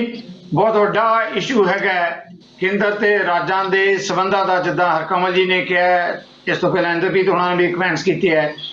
ਇਸ ਤੋਂ ਪਹਿਲਾਂ ਕਿ ਤੁਸੀਂ ਆਪਣੀ ਗੱਲ ਕਰੋ, ਮੈਂ ਤੁਹਾਡੇ ਧਿਆਨ ਦੇ ਵਿੱਚ ਜਿਹੜੇ ਕਿਸਾਨ ਨੇਤਾ ਹੈਗੇ ਆ ਉਹਨਾਂ ਦੇ ਕਮੈਂਟਸ ਲਿਆਉਣਾ ਚਾਹੁੰਦਾ ਹਾਂ। ਅਕਸਰ ਇਹ ਕਿਹਾ ਜਾ ਰਿਹਾ ਉਹਨਾਂ ਵੱਲੋਂ ਕਿ ਇਸ ਵੇਲੇ ਜਿਹੜਾ ਮੁਲਕ ਦਾ ਪ੍ਰਧਾਨ ਮੰਤਰੀ ਹੈ ਨਰਿੰਦਰ ਮੋਦੀ, ਉਹਦਾ ਬੜਾ ਤਾਨਾਸ਼ਾਹੀ ਵਾਲਾ ਵਤੀਰਾ ਹੈਗਾ, ਉਹ ਦੂਜੇ ਦੀ ਗੱਲ ਸੁਣਨ ਲਈ ਤਿਆਰ ਹੀ ਨਹੀਂ ਹੈਗੇ। ਇਸ ਕਰਕੇ ਜਿਹੜੇ ਸਟੇਟਾਂ ਦੇ ਅਧਿਕਾਰ ਹੈ ਉਹਨਾਂ ਤੇ ਪੋਚਾ ਫੇਰਿਆ ਜਾ ਰਿਹਾ, ਸੁਹਾਗਾ ਫੇਰਿਆ ਜਾ ਰਿਹਾ ਕਿ ਜੋ ਕੇਂਦਰ ਵੱਲੋਂ ਬਣ ਕੇ ਆ ਗਿਆ ਉਹਨਾਂ ਨੂੰ ਲਾਗੂ ਕਰੋ। ਕਿਵੇਂ ਦੇਖਦੇ ਹੋ ਇਸ ਮੁੱਦੇ ਤੇ? ਬਿਲਕੁਲ ਜਗਤਾਰ ਜੀ, ਇਹੀ ਟ੍ਰੈਂਡ ਹੈਗਾ। ਤੁਸੀਂ ਇਹ ਦੇਖੋ ਕਿ ਜਿਹੜੀ ਲੇਟੈਸਟ ਗੱਲ ਹੁਣ ਚੱਲੀ ਹੈ, ਉਹ ਹੁਣ ਕੇਂਦਰ ਵੱਲੋਂ ਇਹ ਚੱਲੀ ਹੈ ਕਿ ਇੱਕ ਮੁਲਕ ਦੇ ਵਿੱਚ ਇੱਕ ਇਲੈਕਸ਼ਨ ਕਰਵਾਉਣਾ ਹੈ, ਉਸੇ ਡੇਟ ਨੂੰ ਸੈਂਟਰ ਦਾ ਹੋਏਗਾ, ਉਸੇ ਡੇਟ ਨੂੰ ਸਟੇਟਾਂ ਦਾ ਹੋਏਗਾ, ਔਰ ਉਹਦੇ ਨਾਲ ਹੀ ਜਿਹੜੀ ਈਵਨ ਲੋਕਲ ਬੋਡੀ ਨਾਲ ਜੁੜ ਰਹੇ ਹੈ। ਹੁਣ ਇਸ ਗੱਲ ਦੇ ਉੱਤੇ ਉਹ ਡਿਬੇਟ ਜਿਹੜੀ ਹੈ ਪ੍ਰਮੋਟ ਕੀਤੀ ਜਾ ਰਹੀ ਹੈ ਕਿ ਜੀ ਸਾਰੇ ਇਲੈਕਸ਼ਨ ਇਕੱਠੇ ਹੋਣੇ ਚਾਹੀਦੇ ਹੈ, ਅਲੱਗ-ਅਲੱਗ ਹੁੰਦੇ ਹੈ ਤਾਂ ਕੋਈ ਡਿਵੈਲਪਮੈਂਟ ਨਹੀਂ ਹੁੰਦੀ। ਕਿਤੇ ਨਾ ਕਿਤੇ ਕੋਈ ਨਾ ਕੋਈ ਕੋਡ ਆਫ ਕੰਡਕਟ ਲੱਗ ਜਾਂਦਾ ਹੈ, ਕਦੀ ਸੈਂਟਰ ਦਾ ਆ ਜਾਂਦਾ, ਕਦੀ ਸਟੇਟ ਦਾ ਆ ਜਾਂਦਾ, ਕਦੀ ਲੋਕਲ ਬੋਡੀ ਦਾ ਆ ਜਾਂਦਾ। ਔਰ ਇਸ ਗਾਰਪ ਦੇ ਅੰਡਰ ਜਿਹੜੀ ਸਟੇਟਾਂ ਦੀ ਇੰਡੀਪੈਂਡੈਂਸ ਹੈ ਜਾਂ ਉਹਨਾਂ ਦਾ ਰੂਮ ਫॉर ਮਨੂਵਰ ਹੈ, ਹੌਲੀ ਹੌਲੀ ਉਹਨੂੰ ਤੰਗ ਕੀਤਾ ਜਾ ਰਿਹਾ, ਔਰ ਮੈਂ ਸਮਝਦਾ ਬਿਲਕੁਲ ਖ਼ਤਮ ਕੀਤਾ ਜਾ ਰਿਹਾ। ਇਸ ਤੋਂ ਵੱਡੀ ਤੁਸੀਂ ਇਹ ਗੱਲ ਦੇਖੋ ਕਿ ਜਿਹੜਾ ਹਿੰਦੁਸਤਾਨ ਦਾ ਜਿਹੜਾ ਕਰੈਕਟਰ, ਜਿਹੜਾ ਕੌਂਸਟੀਟਿਊਸ਼ਨ ਹੈ, ਉਹਦਾ ਕਰੈਕਟਰ ਜਿਹੜਾ ਯੂਨਿਟਰੀ ਨਹੀਂ ਹੈ, ਉਹ ਫੈਡਰਲ ਹੈ। ਫੈਡਰਲ ਦੇ ਵਿੱਚ ਜਿੰਨੀਆਂ ਫੈਡਰੇਟਿੰਗ ਜਿਹੜੀਆਂ ਸਟੇਟਾਂ ਹੈ, ਉਹਨਾਂ ਦੇ ਆਪਣੇ ਹੱਕ, ਆਪਣੇ ਦਾਇਰੇ ਔਰ ਆਪਣੇ ਰਾਈਟਸ ਤੇ ਆਪਣੇ ਕਾਨੂੰਨ ਹੁੰਦੇ ਹੈ। ਇਹਦੇ ਵਿੱਚ ਜੇ ਆਪਾਂ ਸਾਰਾ ਕੁਛ ਸੈਂਟਰ ਦੀ ਇੰਪੋਜ਼ ਕਰ ਦੇਣਾ, ਤੁਸੀਂ ਇਹ ਦੇਖੋ ਸੈਂਟਰ ਦੇ ਸਟੇਟਾਂ ਦੇ ਹੱਥ 'ਚ ਕੀ ਹੋ ਜਾਏਗਾ। ਇਹੀ ਹੋਏਗਾ ਕਿ ਚੈੱਕ ਇਕੱਠਾ ਕਰੀ ਜਾਓ, ਸੈਂਟਰ ਨੂੰ ਭੇਜੀ ਜਾਓ, ਉਹ ਆਪਣੀ ਮਰਜ਼ੀ ਦੇ ਮੁਤਾਬਕ ਸਕੀਮਾਂ ਬਣਾਈ ਜਾਣ, ਆਪਣੀਆਂ ਪਲਾਨਾਂ ਬਣਾ ਕੇ ਕਰੀ ਜਾਣ। ਇਸ ਕਰਕੇ ਮੈਂ ਸਮਝਦਾ ਹਾਂ ਕਿ ਸਟੇਟਾਂ ਦਾ ਵਜੂਦ ਹੌਲੀ ਹੌਲੀ ਜਿਹੜਾ ਹੈ ਇਹਨੂੰ ਖ਼ਤਮ ਕਰਨ ਦੀ ਇਹ ਤੁਰਨ ਵੱਲ ਜਿਹੜੀ ਹੈ ਮੋਦੀ ਸਰਕਾਰ ਤੁਰੀ ਹੋਈ ਹੈ।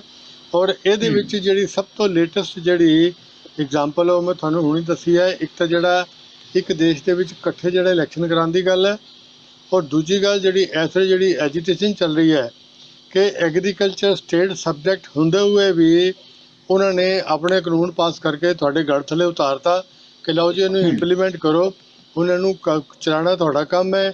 ਐਜੀਟੇਸ਼ਨ ਹੁੰਦੀ ਹੈ, ਉਹਨੂੰ ਵੀ ਟੈਕਲ ਤੁਸੀਂ ਕਰੋ। ਤੁਸੀਂ ਜਿਹੜੇ ਬਾਕੀ ਸਭ ਕੁਝ ਜਿਹੜਾ ਪ੍ਰਕਿਓਰ ਕਰਨਾ ਉਹ ਵੀ ਤੁਸੀਂ ਕਰੋ, ਕਿਸਾਨਾਂ ਦਾ ਸਾਹਮਣਾ ਵੀ ਤੁਸੀਂ ਕਰੋ, ਅਸੀਂ ਸਿਰਫ ਕਾਨੂੰਨ ਪਾਸ ਕਰਨਾ ਹੈ। ਤਾਂ ਇਹਦੇ ਵਿੱਚ ਤੁਸੀਂ ਦੱਸੋ ਕਿ ਸਟੇਟਾਂ ਦੇ ਅਧਿਕਾਰਾਂ ਦੇ ਉੱਤੇ ਛਾਪਾ ਨਹੀਂ ਹੈ ਤਾਂ ਹੋਰ ਕੀ ਹੈ? ਇਹ ਕਿਸਾਨ ਬਿਲਕੁਲ ਸਹੀ ਕਹਿ ਰਹੇ ਇਸ ਗੱਲ ਦੇ ਉੱਤੇ ਕਿ ਜੀ ਇਹ ਸਭ ਕੁਝ ਹੀ ਆਪਣੇ ਖਤਮ ਕਰਕੇ ਅਗਰ ਜ਼ਰੂਰਤ ਨਹੀਂ ਮੋਦੀ ਸਰਕਾਰ ਨੇ ਇੱਦਾਂ ਹੀ ਕਰਨਾ ਹੈ ਤਾਂ ਇਹਦੇ 'ਤੇ ਤਾਂ ਫਿਰ ਦੇਸ਼ ਦੇ ਵਿੱਚ ਜਿਹੜੀ ਹੈ ਆਪਣਾ ਤਪੜੀ ਦਾ ਮਾਹੌਲ ਵੀ ਪੈ ਸਕਦਾ ਹੈ। ਕਈ ਜਿਹੜੀਆਂ ਸਟੇਟਾਂ ਹੈਗੀਆਂ ਜਿੱਦਾਂ ਹੁਣ ਵੈਸਟ ਬੰਗਾਲ ਦੀ ਹੈ ਜਾਂ ਕੇਰਲ ਦੀ ਹੈ ਜਾਂ ਹੋਰ ਹੈ, ਉਹ ਇੰਡੀਪੈਂਡੈਂਟ ਮਾਈਂਡਡ ਹੈਗੇ ਹੈ। ਈਵਨ ਤਾਮਿਲਨਾਡੂ ਦੇ ਵਿੱਚ ਆਪਾਂ ਸਾਰੇ ਜਾਣਦੇ ਹਾਂ ਕਿ ਪਾਸਟ ਵਿੱਚ ਕਿਸ ਤਰ੍ਹਾਂ ਦੇ ਮੂਵਮੈਂਟ ਚੱਲਦੇ ਰਹੇ ਹੈ। ਅਗਲੇ ਨੇ ਦ੍ਰਾਵਿਡੀਅਨ ਜਿਹੜਾ ਹੈ ਅਗਲਾ ਕਲਚਰ ਬਣਾ ਕੇ ਅਲੱਗ ਹੀ ਮੁਹਿੰਮ ਚਲਾ ਛੱਡੀ ਸੀ।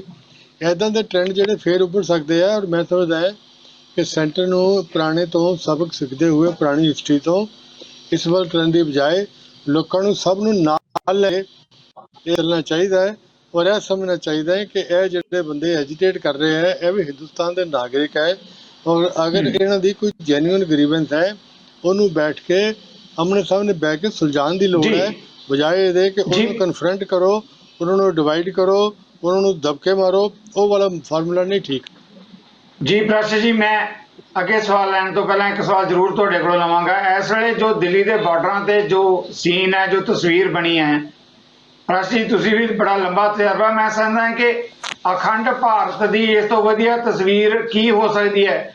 ਤੁਸੀਂ ਉਹਨਾਂ ਨੂੰ ਵੀ ਵੱਖ-ਵੱਖ ਰੰਗਤ ਦੇ ਰਹੇ ਹੋ। ਉਹੀ ਜਗਤਾਰ ਜੀ, ਦੇਖੋ ਇਹ ਦੇਖ ਕੇ ਮੈਨੂੰ ਇੱਕ ਪਾਸੇ ਤਾਂ ਇਸ ਗੱਲ ਦੀ ਵੀ ਬੜੀ ਇੱਕ ਤਰ੍ਹਾਂ ਮੈਂ ਪ੍ਰਾਊਡ ਫੀਲ ਕਰਦਾ ਕਿ ਦੇਖੋ ਹਿੰਦੁਸਤਾਨ ਦਾ ਹਰ ਨਾਗਰਿਕ ਕਿਸੇ ਸਟੇਟ ਦਾ ਹੋਏ, ਚਾਹੇ ਪੰਜਾਬ ਤੋਂ, ਹਰਿਆਣੇ ਤੋਂ, ਯੂਪੀ ਤੋਂ, ਦਿੱਲੀ ਤੋਂ, ਸਾਰੇ ਬੰਦੇ ਉੱਠ ਕੇ ਜਿਹੜੇ ਉੱਥੇ ਪਹੁੰਚੇ ਹੋਏ ਹੈ ਔਰ ਇੱਕ ਤਰ੍ਹਾਂ ਦਾ ਹਿੰਦੁਸਤਾਨ ਦਾ ਜਿਹੜਾ ਯੂਨਿਟੀ ਦਾ ਰੂਪ ਨਜ਼ਰ ਆ ਰਿਹਾ। ਦੂਜੇ ਪਾਸੇ ਅਫਸੋਸ ਦੀ ਗੱਲ ਹੈ ਕਿ ਇਹ ਕਿਸਾਨ ਜਿਹੜੇ ਕਿ ਦੇਸ਼ ਦੇ ਅੰਨਦਾਤਾ ਹੈ, ਦੇਖੋ ਕਿਹੜਾ ਕੰਡੀਸ਼ਨ ਦੇ ਵਿੱਚ ਉੱਥੇ ਪਏ ਹੈ। ਇੰਨੀ ਠੰਡ ਹੈ, ਇੰਨੀ ਬਰਸਾਤ ਹੈ, ਇੰਨੇ ਉੱਥੇ ਇਨਸੈਨੀਟਰੀ ਕੰਡੀਸ਼ਨ ਹੈਗੀਆਂ, ਲੇਕਿਨ ਉਹਨਾਂ ਦੇ ਦੇਖੋ ਹਿੰਮਤ ਦੀ ਦਾਤ ਦੇਣੀ ਪਏਗੀ ਤੁਹਾਨੂੰ ਕਿ ਜੇ ਅੜਦੇ ਹੈ ਤਾਂ ਫਿਰ ਉਹ ਫਤਿਹ ਕਰਕੇ ਜਿੱਤਦੇ ਹੈ। ਮੈਂ ਸਮਝਦਾ ਇਸ ਵੇਲੇ ਵੀ ਉਹ ਫਤਿਹ ਕਰਕੇ ਜਿੱਤਣਗੇ, ਚਾਹੇ ਮੋਦੀ ਸਰਕਾਰ ਅੱਜ ਅੜੀ ਹੋਈ ਹੈ, ਕੱਲ੍ਹ ਅੜੀ ਹੋਈ ਹੈ, ਅਲਟੀਮੇਟਲੀ ਉਹਨੂੰ ਇੱਕ ਕਦਮ ਪਿੱਛੇ ਚੱਕਣਾ ਪਏਗਾ। ਜੀ ਪ੍ਰਸ਼ਾ ਜੀ, ਮੈਂ ਇੰਦਰਜੀਤ ਦੇ ਸਵਾਲ ਲੈਣ ਤੋਂ ਪਹਿਲਾਂ ਦਰਸ਼ਕਾਂ ਨਾਲ ਇੱਕ ਛੋਟੀ ਜੀ ਐਗਜ਼ਾਮਪਲ ਸਾਂਝੀ ਕਰਨੀ ਚਾਹੁੰਦਾ। ਦਿੱਲੀ ਦੇ ਕਿਸਾਨ ਨੇਤਾ ਦਾ ਕਹਿਣਾ ਸੀ ਕਿ ਉਹਨਾਂ ਨੂੰ ਇੱਕ ਦਿਨ ਪਹਿਲਾਂ ਆਪਣੇ ਉੱਥੇ ਰਸੋਈ ਦੇ ਲਈ ਜੱਗ ਲੈਣ ਦੀ ਲੋੜ ਪਈ। ਇੱਕ ਦੁਕਾਨ ਤੇ ਗਏ ਦਿੱਲੀ ਦੇ ਵਿੱਚ ਜੱਗ ਲੈਣ ਵਾਸਤੇ, ਤੇ ਉਦੋਂ ਬਾਅਦ 'ਚ ਜਦੋਂ ਪੈਸੇ ਦੇਣ ਲੱਗੇ ਤਾਂ ਕਿਸਾਨ ਨੇ ਉਹਨਾਂ ਨੂੰ ਪੁੱਛਿਆ ਕਿ ਤੁਸੀਂ ਟਿਕਰੀ ਬਾਰਡਰ ਤੋਂ ਆਏ ਹੋ। ਉਹਨਾਂ ਦੀ ਸ਼ਕਲ ਸ਼ੁਕਲ ਤੋਂ, ਪੱਗ ਤੋਂ ਦੇਖ ਕੇ ਪਤਾ ਲੱਗ ਗਿਆ। ਕਹਿੰਦੇ ਹਾਂਜੀ ਅਸੀਂ ਟਿਕਰੀ ਬਾਰਡਰ ਤੋਂ ਆਏ ਹਾਂ। ਉਹ ਕਹਿੰਦਾ ਮੈਂ ਜੱਗ ਦੇ ਪੈਸੇ ਨਹੀਂ ਲੈਣੇ। ਕਿਸਾਨਾਂ ਨੇ ਕਿਹਾ ਨਹੀਂ ਤੈਨੂੰ ਜੱਗ ਦੇ ਪੈਸੇ ਦੇਣੇ ਹੈ। ਤਾਂ ਉਸ ਕਿਸਾਨ ਨੇ ਜਿਹੜਾ ਉਹਨੂੰ ਜਦੋਂ ਗੱਲ ਕੀਤੀ ਤਾਂ ਦੁਕਾਨਦਾਰ ਛੋਟੀ ਉਮਰ ਦਾ ਲੜਕਾ ਸੀਗਾ, 18-20 ਸਾਲ ਦਾ, ਉਹਨੇ ਉਸੇ ਵੇਲੇ ਆਪਣੀ ਮਾਂ ਨੂੰ ਘਰ ਫੋਨ ਮਿਲਾਇਆ ਤੇ ਆਪਣੀ ਮਾਂ ਨੂੰ ਕਿਹਾ ਕਿ ਮਾਂ ਤੂੰ ਹਰ ਰੋਜ਼ ਮੈਨੂੰ ਕਹਿੰਦੀ ਹੁੰਦੀ ਆ ਕਿ ਟਿਕਰੀ ਬਾਰਡਰ ਤੇ ਗਿਆ ਕਿ ਨਹੀਂ ਗਿਆ। ਅੱਜ ਟਿਕਰੀ ਬਾਰਡਰ ਆਪਣੀ ਦੁਕਾਨ ਤੇ ਚੱਲ ਕੇ ਆ ਗਿਆ, ਪਰ ਇਹ ਮੈਨੂੰ ਕਹਿ ਰਿਹਾ ਕਿ ਜੱਗ ਦੇ ਪੈਸੇ ਦੱਸ ਮਾਂ ਮੈਂ ਲਵਾਂ ਕਿ ਨਾ ਲਵਾਂ। ਮਾਂ ਨੇ ਹੱਥ ਬੰਨ੍ਹ ਕੇ ਕਿਹਾ ਕਿ ਨਹੀਂ ਅਸੀਂ ਤੁਹਾਡੇ ਤੋਂ ਪੈਸੇ ਨਹੀਂ ਲੈਣੇ। ਇਹ ਜਜ਼ਬਾਤ ਹੈ ਦੇਸ਼ ਦੇ ਕਿਸਾਨਾਂ ਦੇ ਪ੍ਰਤੀ। ਪਤਾ ਨਹੀਂ ਕਿਉਂ ਨਹੀਂ ਦੀਵਾਰ ਤੇ ਲਿਖਿਆ, ਸਾਡੇ ਜਿਹੜੇ ਹੈਗੇ ਹੈ ਰਾਸ਼ਟਰੀ ਨੇਤਾ ਪੜ੍ਹ ਸਕਦੇ। ਇੰਦਰਪ੍ਰੀਤ, ਆਖਰੀ ਸਵਾਲ ਜਿਹੜਾ ਹੈਗਾ ਇਸ ਮੁੱਦੇ ਤੇ ਜਿਹੜਾ ਕਿ ਅਹਿਮ ਵੀ ਹੈ, ਉਹ ਸਵਾਲ ਇਹ ਹੈ ਕਿ ਦੇਖੋ ਜਦੋਂ ਆਪਾਂ ਗੱਲਬਾਤ ਕਰ ਰਹੇ ਹਾਂ ਤਾਂ ਬਿਲਕੁਲ ਇਸ ਤੋਂ ਅਗਲੇ ਦਿਨ 8 ਨੂੰ, ਕੱਲ 8 ਜਨਵਰੀ ਨੂੰ ਕਿਸਾਨ ਤੇ ਜਿਹੜੀ ਕੇਂਦਰ ਸਰਕਾਰ ਆ ਉਹਨਾਂ ਦੀ ਫੇਰ ਮੀਟਿੰਗ ਹੋਣ ਜਾ ਰਹੀ ਹੈ। ਆਪਾਂ ਸਾਰੇ ਜਾਣਦੇ ਹਾਂ, ਤੁਸੀਂ ਕਵਰ ਕੀਤਾ ਹੈ। ਪਹਿਲੀਆਂ 7 ਮੀਟਿੰਗਾਂ ਬੇਸਿੱਟਾ ਰਹੀਆਂ, ਬਲਕਿ ਕਿਸਾਨ ਨੇਤਾ ਦਾ ਕਹਿਣਾ ਸੀ ਕਿ ਜਿਹੜੀ ਪਿਛਲੀ ਮੀਟਿੰਗ ਸੀ ਬੇਸਿੱਟਾ ਨਾ ਕਹੋ, ਕਹਿੰਦਾ ਬਿਲਕੁਲ ਅਰਥਹੀਣ ਸੀ, ਫਜ਼ੂਲ ਦੀ ਮੀਟਿੰਗ ਸੀ। ਕੱਲ ਦੀ ਜਿਹੜੀ ਮੀਟਿੰਗ ਆ ਰਹੀ ਹੈ ਇੰਦਰਜੀਤ, ਕਿਵੇਂ ਦੇਖਦੇ ਹੋ ਉਸ ਮੀਟਿੰਗ ਦੇ ਕੋਈ ਸਾਰਥਕ ਸਿੱਟੇ ਨਿਕਲਣ ਦੀ ਉਮੀਦ ਕੀਤੀ ਜਾ ਸਕਦੀ ਹੈ? ਨਹੀਂ, ਮੈਨੂੰ ਇਸ ਤੋਂ ਕੋਈ ਉਮੀਦ ਨਹੀਂ ਹੈ ਕੀ ਨਾਮ ਹੈ ਜਗਤਾਰ ਜੀ, ਕਿਉਂਕਿ ਜੇ ਜਿੰਨਾ ਇਸ਼ੂਜ਼ ਨੂੰ ਲੈ ਕੇ ਗੱਲਬਾਤ ਹੋ ਰਹੀ ਹੈ, ਜਿੰਨਾ ਬਿਲਸ ਨੂੰ ਜਾਂ ਕਾਨੂੰਨਾਂ ਨੂੰ, ਹੁਣ ਤਾਂ ਕਾਨੂੰਨ ਬਣ ਗਿਆ ਹੈ, ਕਾਨੂੰਨਾਂ ਨੂੰ ਲੈ ਕੇ ਇੱਕ ਮਤ ਤੇ ਹਰ ਮੀਟਿੰਗ 'ਚ ਮਤਲਬ ਗੱਲਬਾਤ ਹੋ ਚੁੱਕੀ ਹੈ। ਮੈਨੂੰ ਨਹੀਂ ਸਮਝ ਆ ਰਿਹਾ ਕਿ ਹੁਣ ਕੀ ਇਹੋ ਜਿਹਾ ਹੈ ਜੋ ਕਿਸਾਨ ਸਰਕਾਰ ਨੂੰ ਸਮਝਾ ਨਹੀਂ ਪਾ ਰਹੇ ਜਾਂ ਸਰਕਾਰ ਕਿਸਾਨਾਂ ਨੂੰ ਸਮਝਾ ਨਹੀਂ ਪਾ ਰਹੇ।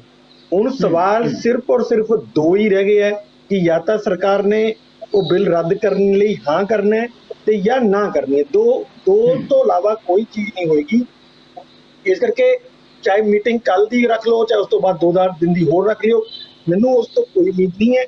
ਔਰ ਮੈਨੂੰ ਇੱਕ ਹੋਰ ਵੀ ਲੱਗ ਰਿਹਾ ਕਿ ਅਗਰ ਕੋਈ ਫੈਸਲਾ ਹੋਊਗਾ ਵੀ ਤਾਂ ਉਹ ਫਿਰ ਜੋ 2 ਜਾਂ 3 ਮੰਤਰੀ ਜਿਹੜੇ ਲੱਗੇ ਹੋਏ ਆ ਲਗਾਤਾਰ ਗੱਲਬਾਤ ਕਰ ਰਹੇ ਆ, ਇਹਨਾਂ ਦੇ ਪੱਧਰ ਤੇ ਬਿਲਕੁਲ ਨਹੀਂ ਹੋਏਗਾ। ਜੋ ਵੀ ਗੱਲ ਹੋਏਗੀ ਪ੍ਰਾਈਮ ਮਿਨਿਸਟਰ ਦੇ ਪੱਧਰ ਤੇ ਹੀ ਹੋਏਗੀ। ਕਿਉਂਕਿ ਜੋ ਬਿਲਕੁਲ ਉੱਥੇ ਲਾਸਟ ਹੋਏਗੀ। ਫੈਸਲਾ ਲੈਣਾ ਹੈ ਉਹ ਪ੍ਰਾਈਮ ਮਿਨਿਸਟਰ ਹੀ ਲਏਗਾ, ਨਾ ਕਿ ਇਹ ਜਿਹੜੇ ਮਿਨਿਸਟਰ ਬੈਠੇ ਹੈ ਇਹਨਾਂ ਕੋਲੇ ਕੋਈ ਰਾਈਟ ਹੀ ਨਹੀਂ ਹੈ। ਮਤਲਬ ਇਹ ਸਿਰਫ ਗੱਲਬਾਤ ਕਰਕੇ ਇੱਕ ਟੈਸਟ ਜਿਹਾ ਕਰਦੇ ਆ ਕਿ ਫਾਰਮਰ ਕੀ ਕਹਿ ਰਹੇ ਆ ਔਰ ਕਿੱਥੇ ਤੱਕ ਉਹ ਮੰਨ ਸਕਦੇ ਆ ਕਿੱਥੇ ਤੱਕ ਨਹੀਂ। ਅਲਟੀਮੇਟਲੀ ਜੋ ਫੈਸਲਾ ਹੋਊਗਾ ਉਹ ਪ੍ਰਾਈਮ ਮਿਨਿਸਟਰ ਲੈਵਲ ਤੇ ਹੋਊਗਾ ਔਰ ਉਹ ਪ੍ਰਾਈਮ ਮਿਨਿਸਟਰ ਖੁਦ ਕਰੇ। ਜਿਸ ਦਿਨ ਪ੍ਰਾਈਮ ਮਿਨਿਸਟਰ ਖੁਦ ਇਹਨਾਂ ਨਾਲ ਗੱਲ ਕਰਨਗੇ ਉਸ ਦਿਨ ਤੁਸੀਂ ਦੇਖ ਲਿਓ ਇਸ ਮਸਲੇ ਦਾ ਹੱਲ ਵੀ ਹੋਊਗਾ, ਚਾਹੇ ਆਰ ਹੋਵੇ ਜਾਂ ਪਾਰ ਹੋਵੇ। ਮੈਂ ਨਹੀਂ ਕਹਿ ਰਿਹਾ ਵੀ ਹੋਏਗਾ ਕੀ, ਪਰ ਆਰ ਪਾਰ ਚ ਦੋਨੋਂ ਚ ਇੱਕ ਚੀਜ਼ ਹੋ ਜਾਏਗੀ। ਪਰ ਜਦ ਤੱਕ ਇਹ ਮੰਤਰੀ ਫੈਸਲਾ ਕਰਦੇ ਰਹਿਣਗੇ ਮੀਟਿੰਗਾਂ, ਉਹਦੇ ਚ ਕੋਈ ਫੈਸਲਾ ਨਹੀਂ ਹੋਊਗਾ। ਇੰਦਰਪ੍ਰੀਤ, ਮੈਂ ਅੱਗੇ ਸਵਾਲ ਲਵਾਂ ਇਸ ਤੋਂ ਪਹਿਲਾਂ ਕਿ ਜਿਹੜਾ ਖੇਤੀ ਮੰਤਰੀ ਹੈ ਤੋਮਰ, ਉਹ ਬਾਰ-ਬਾਰ ਮੀਡੀਆ 'ਚ ਇਹੋ ਜਿਹੀ ਬਿਆਨਬਾਜ਼ੀ ਕਰਦਾ ਹੈ ਕਿ ਜੀ ਦੇਸ਼ ਦੀਆਂ ਹੋਰ ਕਿਸਾਨ ਜਥੇਬੰਦੀਆਂ ਉਹਨਾਂ ਦੇ ਵਫਦ ਵੀ ਮਿਲਦੇ ਆ ਜੀ, ਅਸੀਂ ਉਹਨਾਂ ਦਾ ਵੀ ਧਿਆਨ ਰੱਖਣਾ ਹੈ। ਇਹ ਜਿਹੜੀ ਡਰਾਮੇਬਾਜ਼ੀ ਇੰਦਰਪ੍ਰੀਤ ਜੀ ਹੋ ਰਹੀ ਹੈ, ਇਹਦੇ ਤੇ ਕੀ ਕਮੈਂਟ ਕਰੋਗੇ? ਨਹੀਂ ਦੇਖੋ, ਠੀਕ ਹੈ, ਮੈਂ ਨਹੀਂ ਕਹਿ ਰਿਹਾ ਕਿ ਉਹਨਾਂ ਫਾਰਮਰਸ ਦਾ ਕੋਈ ਉਹ ਨਹੀਂ ਹੈ ਕਿ ਉਹਨਾਂ ਨੂੰ ਅੱਛੇ ਲੱਗ ਰਹੇ ਹੋਣਗੇ ਬਿੱਲ, ਤਾਂ ਜ਼ਰੂਰ ਉਹ ਕਹਿ ਦੇਣ। ਕਿ ਮੈਂ ਤਾਂ ਇਹੀ ਗੱਲ ਕਿਹਾ ਕਿ ਜਿਹੜੀ ਤੁਸੀਂ ਸ਼ਾਇਦ ਜਿਹੜੀ ਇਹ ਬਿੱਲਾਂ ਨੂੰ ਪਾਸ ਕਰਨ ਲਈ ਜਦੋਂ ਡਿਬੇਟ ਚੱਲ ਰਹੀ ਸੀ ਉਦੋਂ ਸੁਖਦੇਵ ਸਿੰਘ ਢੀਂਡਸਾ ਹੋਰਾਂ ਨੇ ਇੱਕ ਬਹੁਤ ਅੱਛਾ ਇੱਕ ਆਪਸ਼ਨ ਦਿੱਤੀ ਸੀ ਕਿ ਸਾਰੇ ਬੰਦੇ ਉਹਦਾ ਵਿਰੋਧ ਕਰ ਰਹੇ ਹੈ, ਇਸ ਕਰਕੇ ਤੁਸੀਂ ਜਿਹੜੀਆਂ 2 ਸਟੇਟਾਂ ਜਿਨ੍ਹਾਂ ਦੇ ਵਿੱਚ ਪੂਰਾ ਇਨਫਰਾਸਟ੍ਰਕਚਰ ਤੁਹਾਡਾ ਬਣਿਆ ਹੋਇਆ ਹੈ ਉਹ 2 ਸਟੇਟਾਂ ਨੂੰ ਐਕਸਕਲੂਡ ਕਰਕੇ ਦੂਜੇ ਸਟੇਟਾਂ ਤੇ ਤੁਸੀਂ ਇਹਨੂੰ ਲਾਗੂ ਕਰ ਲਓ ਬਿੱਲਾਂ ਨੂੰ ਔਰ ਇਹਨਾਂ ਨੂੰ ਕਾਮਯਾਬ ਕਰਕੇ ਦਿਖਾ ਦਿਓ। ਅਗਰ ਉਹ ਕਾਮਯਾਬ ਉੱਥੇ ਹੋ ਗਏ ਤਾਂ ਤੁਸੀਂ ਪੰਜਾਬ ਵੀ ਕਹਿ ਦੇਗਾ ਕਿ ਹਾਂ ਠੀਕ ਹੈ ਸਾਡੇ ਤੇ ਲਾਗੂ ਕਰ ਦਿਓ। ਲੇਕਿਨ ਉਹ ਇਹ ਡਿਬੇਟ ਸਿਰਫ ਡਿਬੇਟ ਕਰਾਉਣ ਵਾਸਤੇ ਲਿੱਤੀ ਸੀ। ਪੂਰੇ 12 ਘੰਟੇ ਉੱਥੇ ਜੋ ਬਹਿਸ ਹੋਈ, ਜੋ ਸਜੈਸ਼ਨਸ ਆਈਆਂ, ਉਹਨਾਂ ਚੋਂ ਇੱਕ ਸਿੰਗਲ ਵੀ ਜਿਹੜੀ ਹੈ ਉਹ ਇਹਨਾਂ ਬਿੱਲਾਂ ਦੇ ਵਿੱਚ ਇਨਕੋਰਪੋਰੇਟ ਨਹੀਂ ਕੀਤੀ ਗਈ। ਇਸ ਕਰਕੇ ਹੁਣ ਜਿਹੜੀ ਕੋਸ਼ਿਸ਼ਾਂ ਆ ਰਹੀਆਂ ਨੇ ਕਿ ਕੋਈ ਜਥੇਬੰਦੀ ਕਹਿ ਰਹੀ ਹੈ ਕਿ ਸਾਨੂੰ ਇਹ ਪਸੰਦ ਨੇ ਜੀ, ਲਾਗੂ ਕਰੋ ਜੀ, ਉੱਥੇ ਤਾਂ ਉਹ ਇਨਫਰਾਸਟ੍ਰਕਚਰ ਹੈ ਹੀ ਨਹੀਂ ਜਿੱਥੇ ਦੀਆਂ ਕਿਸਾਨ ਜਥੇਬੰਦੀਆਂ ਆ ਰਹੀਆਂ ਨੇ। ਉੱਥੇ ਉਹਨਾਂ ਦੀ ਪਹਿਲਾਂ ਕਿਹੜਾ MSP ਤੇ ਖਰੀਦੀ ਜਾ ਰਹੀ ਹੈ, ਜੋ ਹੁਣ ਕਹਿ ਰਹੇ ਹੋ MSP ਤੇ MSP ਦੀ ਟੁੱਟ ਜਾਏਗੀ। ਉੱਥੇ ਪਹਿਲਾਂ ਹੀ ਮੰਡੀਆਂ ਨਹੀਂ ਹੈ ਜੋ ਹੁਣ ਉਹਨਾਂ ਦੀਆਂ ਮੰਡੀਆਂ ਟੁੱਟ ਜਾਣਗੀਆਂ। ਸੋ ਇਹ ਜਿਹੜੀਆਂ ਚੀਜ਼ਾਂ ਮਤਲਬ ਬਣੀਆਂ ਹੋਈਆਂ ਨੇ, ਜਿੱਥੇ ਬਣੀਆਂ ਹੋਈਆਂ ਨੇ ਉੱਥੇ ਤੇ ਲੋਕਾਂ ਨੂੰ ਹੀ ਜ਼ਿਆਦਾ ਡਰਾ ਰਹੀਆਂ ਨੇ। ਓਕੇ, ਥੈਂਕ ਯੂ ਇੰਦਰਪ੍ਰੀਤ ਜੀ। ਹਰਕਮਲ ਜੀ, ਕੱਲ ਦੀ 8 ਜਨਵਰੀ ਦੀ ਆਪਾਂ ਜਦੋਂ ਮੀਟਿੰਗ ਦੀ ਗੱਲ ਕਰਦੇ ਹਾਂ, ਜਿਸ ਤਰੀਕੇ ਨਾਲ ਇੰਦਰਪ੍ਰੀਤ ਉਹਨਾਂ ਨੇ ਕਮੈਂਟ ਕੀਤੇ ਹੈ, ਇੱਕ ਪਾਸੇ ਤਾਂ ਤੋਮਰ ਹੁਣੀ ਕਹਿ ਰਿਹਾ ਕਿ ਹੋਰ ਸਾਨੂੰ ਦੇਸ਼ ਦੇ ਕਿਸਾਨਾਂ ਦੇ ਵੀ ਹਿੱਤ ਰੱਖਣ ਦੀ, ਧਿਆਨ ਰੱਖਣ ਦੀ ਜ਼ਰੂਰਤ ਹੈ। ਦੂਜੇ ਪਾਸੇ ਇਹ ਵੀ ਸਵਾਲ ਉੱਠ ਰਿਹਾ ਹੈ ਕਿ ਦੇਸ਼ ਦੇ ਪ੍ਰਧਾਨ ਮੰਤਰੀ ਜੇ ਭਾਜਪਾ ਦੇ ਪੰਜਾਬ ਦੇ 2 ਆਗੂਆਂ ਨੂੰ ਮਿਲ ਸਕਦੇ ਆ ਤਾਂ ਸਿੱਧੇ ਤੌਰ ਤੇ ਕਿਸਾਨਾਂ ਦੇ ਨਾਲ ਮੁਲਾਕਾਤ ਕਰਕੇ ਇਸ ਮਾਮਲੇ ਦਾ ਹੰਨੇ ਜਾਂ ਬੰਨੇ ਕੋਈ ਹੱਲ ਕਿਉਂ ਨਹੀਂ ਕੱਢ ਸਕਦੇ? ਜੀ ਹਰਕਮਲ ਜੀ। ਦੇਖੋ ਜਗਤਾਰ ਜੀ, ਗੱਲ ਇਹ ਹੈਗੀ ਹੈ ਕਿ ਇਹ ਜਿੰਨਾ ਝਗੜਾ ਸ਼ੁਰੂ ਹੋਇਆ ਹੈ ਇਹ ਸਿਰਫ ਉਹਨਾਂ 2 ਸਟੇਟਾਂ ਤੋਂ ਹੋਇਆ ਹੈ ਜਿੱਥੇ ਕਿ ਆਲਰੇਡੀ ਇਹ ਮੰਡੀਕਰਨ ਦਾ ਸਿਸਟਮ ਬਣਿਆ ਹੋਇਆ ਸੀ ਔਰ ਮਿਨੀਮਮ ਸਪੋਰਟ ਪ੍ਰਾਈਸ ਤੇ ਝੋਨਾ ਤੇ ਕਣਕ ਖਰੀਦੀ ਜਾ ਰਹੀ ਸੀ। ਇਹ ਬਾਕੀ ਸਟੇਟਾਂ ਦਾ ਮਸਲਾ ਤੇ ਹੈ ਹੀ ਨਹੀਂ ਸੀ। ਇਹ ਇਸ਼ੂ ਤੇ ਸਿਰਫ ਪੰਜਾਬ ਤੇ ਹਰਿਆਣੇ ਦਾ ਸੀ ਬੇਸਿਕਲੀ, ਔਰ ਪੰਜਾਬ ਤੇ ਹਰਿਆਣਾ ਨੂੰ ਹੀ ਇਹਦੇ ਨਾਲ ਨੁਕਸਾਨ ਹੋਣਾ ਹੈ। ਇਹ ਜਿਹੜੇ 3 ਨਵੇਂ ਬਿੱਲ ਬਣੇ ਨੇ ਇਹ ਬਾਕੀ ਕੰਟਰੀ ਨੂੰ ਕੋਈ ਮੇਰੇ ਖਿਆਲ 'ਚ ਕੋਈ ਬਹੁਤਾ ਇਫੈਕਟ ਨਹੀਂ ਕਰਦੇ ਹੈਗੇ। ਇਹ ਇਫੈਕਟ ਇਹਨਾਂ 2 ਸਟੇਟਾਂ ਨੂੰ ਹੀ ਕਰ ਰਹੇ ਨੇ। ਸੋ ਮੇਰੇ ਖਿਆਲ 'ਚ ਜਦੋਂ ਤੱਕ ਇਹ 3 ਕਾਨੂੰਨ ਰੱਦ ਨਹੀਂ ਹੁੰਦੇ ਉਦੋਂ ਤੱਕ ਪੰਜਾਬ ਤੇ ਹਰਿਆਣਾ ਦੀ ਖਲਾਸੀ ਨਹੀਂ ਹੋਣੀ। ਰੀਜ਼ਨ ਬੀਇੰਗ ਕਿ ਜੇ ਉਹ ਇਹ ਵੀ ਕਹਿ ਦੇਣ ਕਿ ਵੀ ਅਸੀਂ ਇਹ 2 ਰਾਜਾਂ ਤੇ ਲਾਗੂ ਨਹੀਂ ਕਰਾਂਗੇ, ਉਹਦੇ ਨਾਲ ਵੀ ਪੰਜਾਬ ਨੂੰ ਕੋਈ ਕੁਝ ਨਹੀਂ ਮਿਲਣਾ।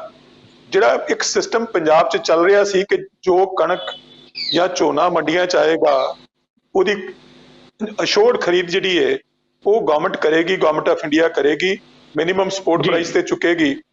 ਉਹਦੀ ਗਰੰਟੀ ਕਿੱਥੋਂ ਆਏਗੀ? ਬੇਸਿਕਲੀ ਤੇ ਉਹ ਗਰੰਟੀ ਚਾਹੀਦੀ ਹੈ। ਜਦੋਂ ਤੱਕ ਉਹ ਗਰੰਟੀ ਨਹੀਂ ਮਿਲਦੀ, ਉਹਦੇ ਲਈ ਕੋਈ ਕਾਨੂੰਨ ਨਹੀਂ ਹੈਗਾ, ਉਦੋਂ ਤੱਕ ਕੋਈ ਮੇਰੇ ਖਿਆਲ 'ਚ ਹੱਲ ਨਹੀਂ ਹੋਣਾ। ਥੈਂਕ ਯੂ ਪ੍ਰਾਸ਼ਾ ਜੀ। ਅੱਜ ਦੀ ਡਿਬੇਟ ਦੇ ਆਖਰੀ ਕਮੈਂਟਸ ਤੁਹਾਡੇ ਕੋਲੋਂ। ਕੱਲ ਦੀ ਮੀਟਿੰਗ ਕੋਈ ਉਮੀਦ ਰੱਖੀ ਜਾ ਸਕਦੀ ਹੈ? ਇੱਕ ਛੋਟਾ ਜਿਹਾ ਸਵਾਲ ਮੈਂ ਇਹ ਵੀ ਲਵਾਂਗਾ ਕਿ ਠੀਕ ਹੈ ਆਪਾਂ ਪੰਜਾਬ ਤੇ ਹਰਿਆਣਾ ਦੀ ਗੱਲ ਕਰਦੇ ਹਾਂ ਹੁਣ, ਕਿਉਂਕਿ ਇਹ ਜਿਹੜਾ ਅੰਦੋਲਨ ਹੈ ਦਿੱਲੀ ਦੇ ਬਾਰਡਰ ਤੇ ਪਹੁੰਚ ਗਿਆ ਹੈ, ਉੱਥੇ ਮਹਾਰਾਸ਼ਟਰ ਦੇ ਕਿਸਾਨ ਵੀ ਆ ਗਏ ਆ, ਰਾਜਸਥਾਨ ਦੇ ਵੀ ਆ ਗਏ ਆ, ਬਿਹਾਰ ਦੇ ਵੀ ਆ ਗਏ ਆ। ਹੁਣ ਇੰਨਾ ਵੀ ਸੌਖਾ ਨਹੀਂ ਹੈ ਕਿ ਪੰਜਾਬ ਤੇ ਹਰਿਆਣਾ ਨੂੰ ਅਲੱਗ ਕਰਕੇ ਬਾਕੀ ਦੇਸ਼ ਦੇ ਕਿਸਾਨਾਂ ਨੂੰ ਕਹਿ ਦਿੱਤਾ ਕਿ ਤੁਸੀਂ ਘਰੋਂ ਕਰੀ ਜਾਓ। ਜੀ ਪ੍ਰਾਸ਼ੇ ਜੀ। ਸਰਦਾਰ ਜੀ ਗੱਲ ਬਿਲਕੁਲ ਠੀਕ ਹੈਗੀ ਹੈ। ਮੈਂ ਆਪਣੇ ਦੋਸਤਾਂ ਦੀ ਇਸ ਰਾਏ ਤੋਂ ਸਹਿਮਤ ਹਾਂ ਕਿ ਇਹ ਮਾਮਲਾ ਜਿਹੜਾ ਹੁਣ ਪ੍ਰਧਾਨ ਮੰਤਰੀ ਦੀ ਪੱਧਰ ਦੇ ਉੱਤੇ ਹੀ ਹੱਲ ਹੋ ਸਕਣਾ ਹੈ, ਕਿਉਂਕਿ ਇਹ ਜਿਹੜੇ ਮੰਤਰੀ ਹੈ ਵਿਚਾਰੇ ਇਹਨਾਂ ਨੂੰ ਆ ਤਾਂ ਜਾਂਦੇ ਹੈ, ਲੇਕਿਨ ਇਹਨਾਂ ਨੂੰ ਪਿੱਛੋਂ ਜਿਹੜੀਆਂ ਤਾਰਾਂ ਕਿੱਥੋਂ ਹਿਲਦੀਆਂ ਆਪਾਂ ਸਾਰੇ ਸਮਝਦੇ ਹਾਂ। ਇਹਨਾਂ ਨੂੰ ਚਾਬੀ ਭਰ ਕੇ ਦੱਸ ਦਿੰਦੇ ਵੀ ਇਹ ਤੁਹਾਡੀ ਰੈੱਡ ਲਾਈਨ ਹੈ, ਇੰਨੀ ਗੱਲ ਕਰਾਂਗੇ, ਇਸ ਤੋਂ ਅੱਗੇ ਨਹੀਂ ਜੇ ਕਰਨੀ। ਉਹ ਫਿਰ ਉੱਥੇ ਹੀ ਘੁੰਮਦੇ ਰਹਿੰਦੇ ਆ। ਔਰ ਐਸੀ ਕਰਕੇ ਅੜਿੱਕਾ ਜਿਹੜਾ ਹੈ ਮੀਟਿੰਗ ਤੋਂ ਬਾਅਦ ਮੀਟਿੰਗ, ਹਰ ਮੀਟਿੰਗ 'ਤੇ ਆਪਾਂ ਨੂੰ ਇਹ ਦੇਖਣ 'ਚ ਮਿਲ ਰਿਹਾ।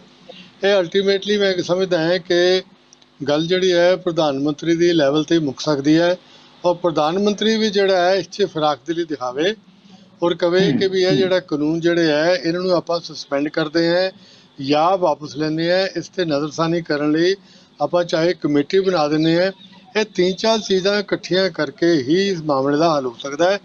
ਅਦਰਵਾਈਜ਼ ਜੇ ਤੁਸੀਂ ਇਹਨਾਂ ਨੂੰ ਡਿਸਕ੍ਰੈਡਿਟ ਕਰੋਗੇ, ਕੋਸ਼ਿਸ਼ ਕਰੋਗੇ ਇਹਨਾਂ ਨੂੰ ਡਿਵਾਈਡ ਕਰ ਦਈਏ। ਔਰ ਪੰਜਾਬ ਦੇ ਜਿਹੜੇ 2 ਭਾਜਪਾ ਲੀਡਰ ਮੋਦੀ ਜੀ ਨੂੰ ਮਿਲ ਕੇ ਆਏ ਹੈ, ਉਹਨਾਂ ਦੀਆਂ ਗੱਲਾਂ ਸੁਣ ਕੇ ਤੁਸੀਂ ਕਹੋਗੇ ਲਓ ਜੀ ਦੇਸ਼ ਦੀ ਪਾਲਿਸੀ ਬਣ ਜਾਏਗੀ, ਤਾਂ ਫਿਰ ਤਾਂ ਦੇਸ਼ ਦਾ ਮਾਲਕ ਜਿਹੜਾ ਨਾ ਰੱਬ ਹੀ ਹੈਗਾ। ਇੱਦਾਂ ਨਹੀਂ ਚੱਲ ਸਕਦਾ। Thank you very much. ਮੈਂ ਆਪਣੇ ਤਿੰਨੇ ਸੀਨੀਅਰ ਜਰਨਲਿਸਟ ਇੰਦਰਪ੍ਰੀਤ ਜੀ, ਹਿਰਕਾਮਲ ਜੀ, ਪ੍ਰਾਸ਼ੇ ਜੀ, ਉਹਨਾਂ ਦਾ ਧੰਨਵਾਦੀ ਹਾਂ ਜਿਹੜੇ ਮੇਰੀ ਬੇਨਤੀ ਪ੍ਰਵਾਨ ਕਰਕੇ ਆਏ। ਦਰਸ਼ਕਾਂ ਦੇ ਲਈ ਸੁਨੇਹਾ, ਅਸੀਂ ਕਿਸਾਨੀ ਸੰਘਰਸ਼ ਨਾਲ ਜੁੜੇ ਮੁੱਦਿਆਂ ਤੇ ਰਾਜਸੀ ਤੌਰ ਤੇ ਵੱਖ-ਵੱਖ ਮੁੱਦਿਆਂ ਨੂੰ ਲੈ ਕੇ ਹਮੇਸ਼ਾ ਡਿਬੇਟਾਂ ਕਰਦੇ ਹਾਂ, ਪਰ ਪੰਜਾਬੀ ਦਾ ਇੱਕ ਇਕਲੌਤਾ ਚੈਨਲ ਹੈ ਜਿਹੜਾ ਜਰਨਲਿਸਟਾਂ ਦੇ ਪੈਨਲ ਨੂੰ ਲੈ ਕੇ, ਸੀਨੀਅਰ ਜਰਨਲਿਸਟਾਂ ਨੂੰ ਲੈ ਕੇ ਇਸ ਮੁੱਦੇ ਤੇ ਚਰਚਾ ਕਰਦਾ ਹੈ। ਅੱਜ ਦੀ ਡਿਬੇਟ ਵੀ ਕਿਸਾਨੀ ਸੰਘਰਸ਼ ਦੀ ਇੱਕ ਆਵਾਜ਼ ਹੈ ਤੇ ਮੈਂ ਤੁਹਾਨੂੰ ਕਹਾਂਗਾ ਕਿ ਇਸ ਆਵਾਜ਼ ਨੂੰ ਤੁਸੀਂ ਵੀ ਦੁਨੀਆ ਭਰ ਦੇ ਵਿੱਚ ਜਿੱਥੇ-ਜਿੱਥੇ ਬੈਠੇ ਹੋ ਸ਼ੇਅਰ ਜ਼ਰੂਰ ਕਰੋ। ਸ਼ਾਇਦ ਅਸੀਂ ਵੀ ਉਸ ਅੰਦੋਲਨ ਦੇ ਵਿੱਚ ਕੋਈ ਹਿੱਸਾ ਪਾ ਸਕੀਏ। ਇਹਨਾਂ ਮੁੱਦਿਆਂ ਤੇ ਆਉਣ ਲਈ ਤੁਹਾਡੇ ਸਾਰਿਆਂ ਵੱਲੋਂ ਮੈਂ ਇੱਕ ਵਾਰ ਫਿਰ ਆਪਣੇ ਤਿੰਨੇ ਸੀਨੀਅਰ ਜਰਨਲਿਸਟਾਂ ਦਾ ਧੰਨਵਾਦੀ ਤਾਂ ਹਾਂ ਹੀ, ਤੇ ਇਸ ਦੇ ਨਾਲ ਤੁਹਾਡੇ ਕੋਲੋਂ ਵੀ ਲਵਾਂਗਾ ਇਜਾਜ਼ਤ। ਸਤਿ ਸ੍ਰੀ ਅਕਾਲ। ਸਾਡਾ ਹਰ ਇੱਕ ਪ੍ਰੋਗਰਾਮ ਦੇਖਣ ਤੇ ਸਾਡੇ ਨਾਲ ਜੁੜਨ ਲਈ ਸਬਸਕ੍ਰਾਈਬ ਕਰੋ ਚੈਨਲ ਪੰਜਾਬੀ ਤੇ ਨੋਟੀਫਿਕੇਸ਼ਨ ਲਈ ਬੈਲ ਆਈਕਨ ਵਾਲੇ ਬਟਨ ਤੇ ਕਲਿੱਕ ਕਰੋ।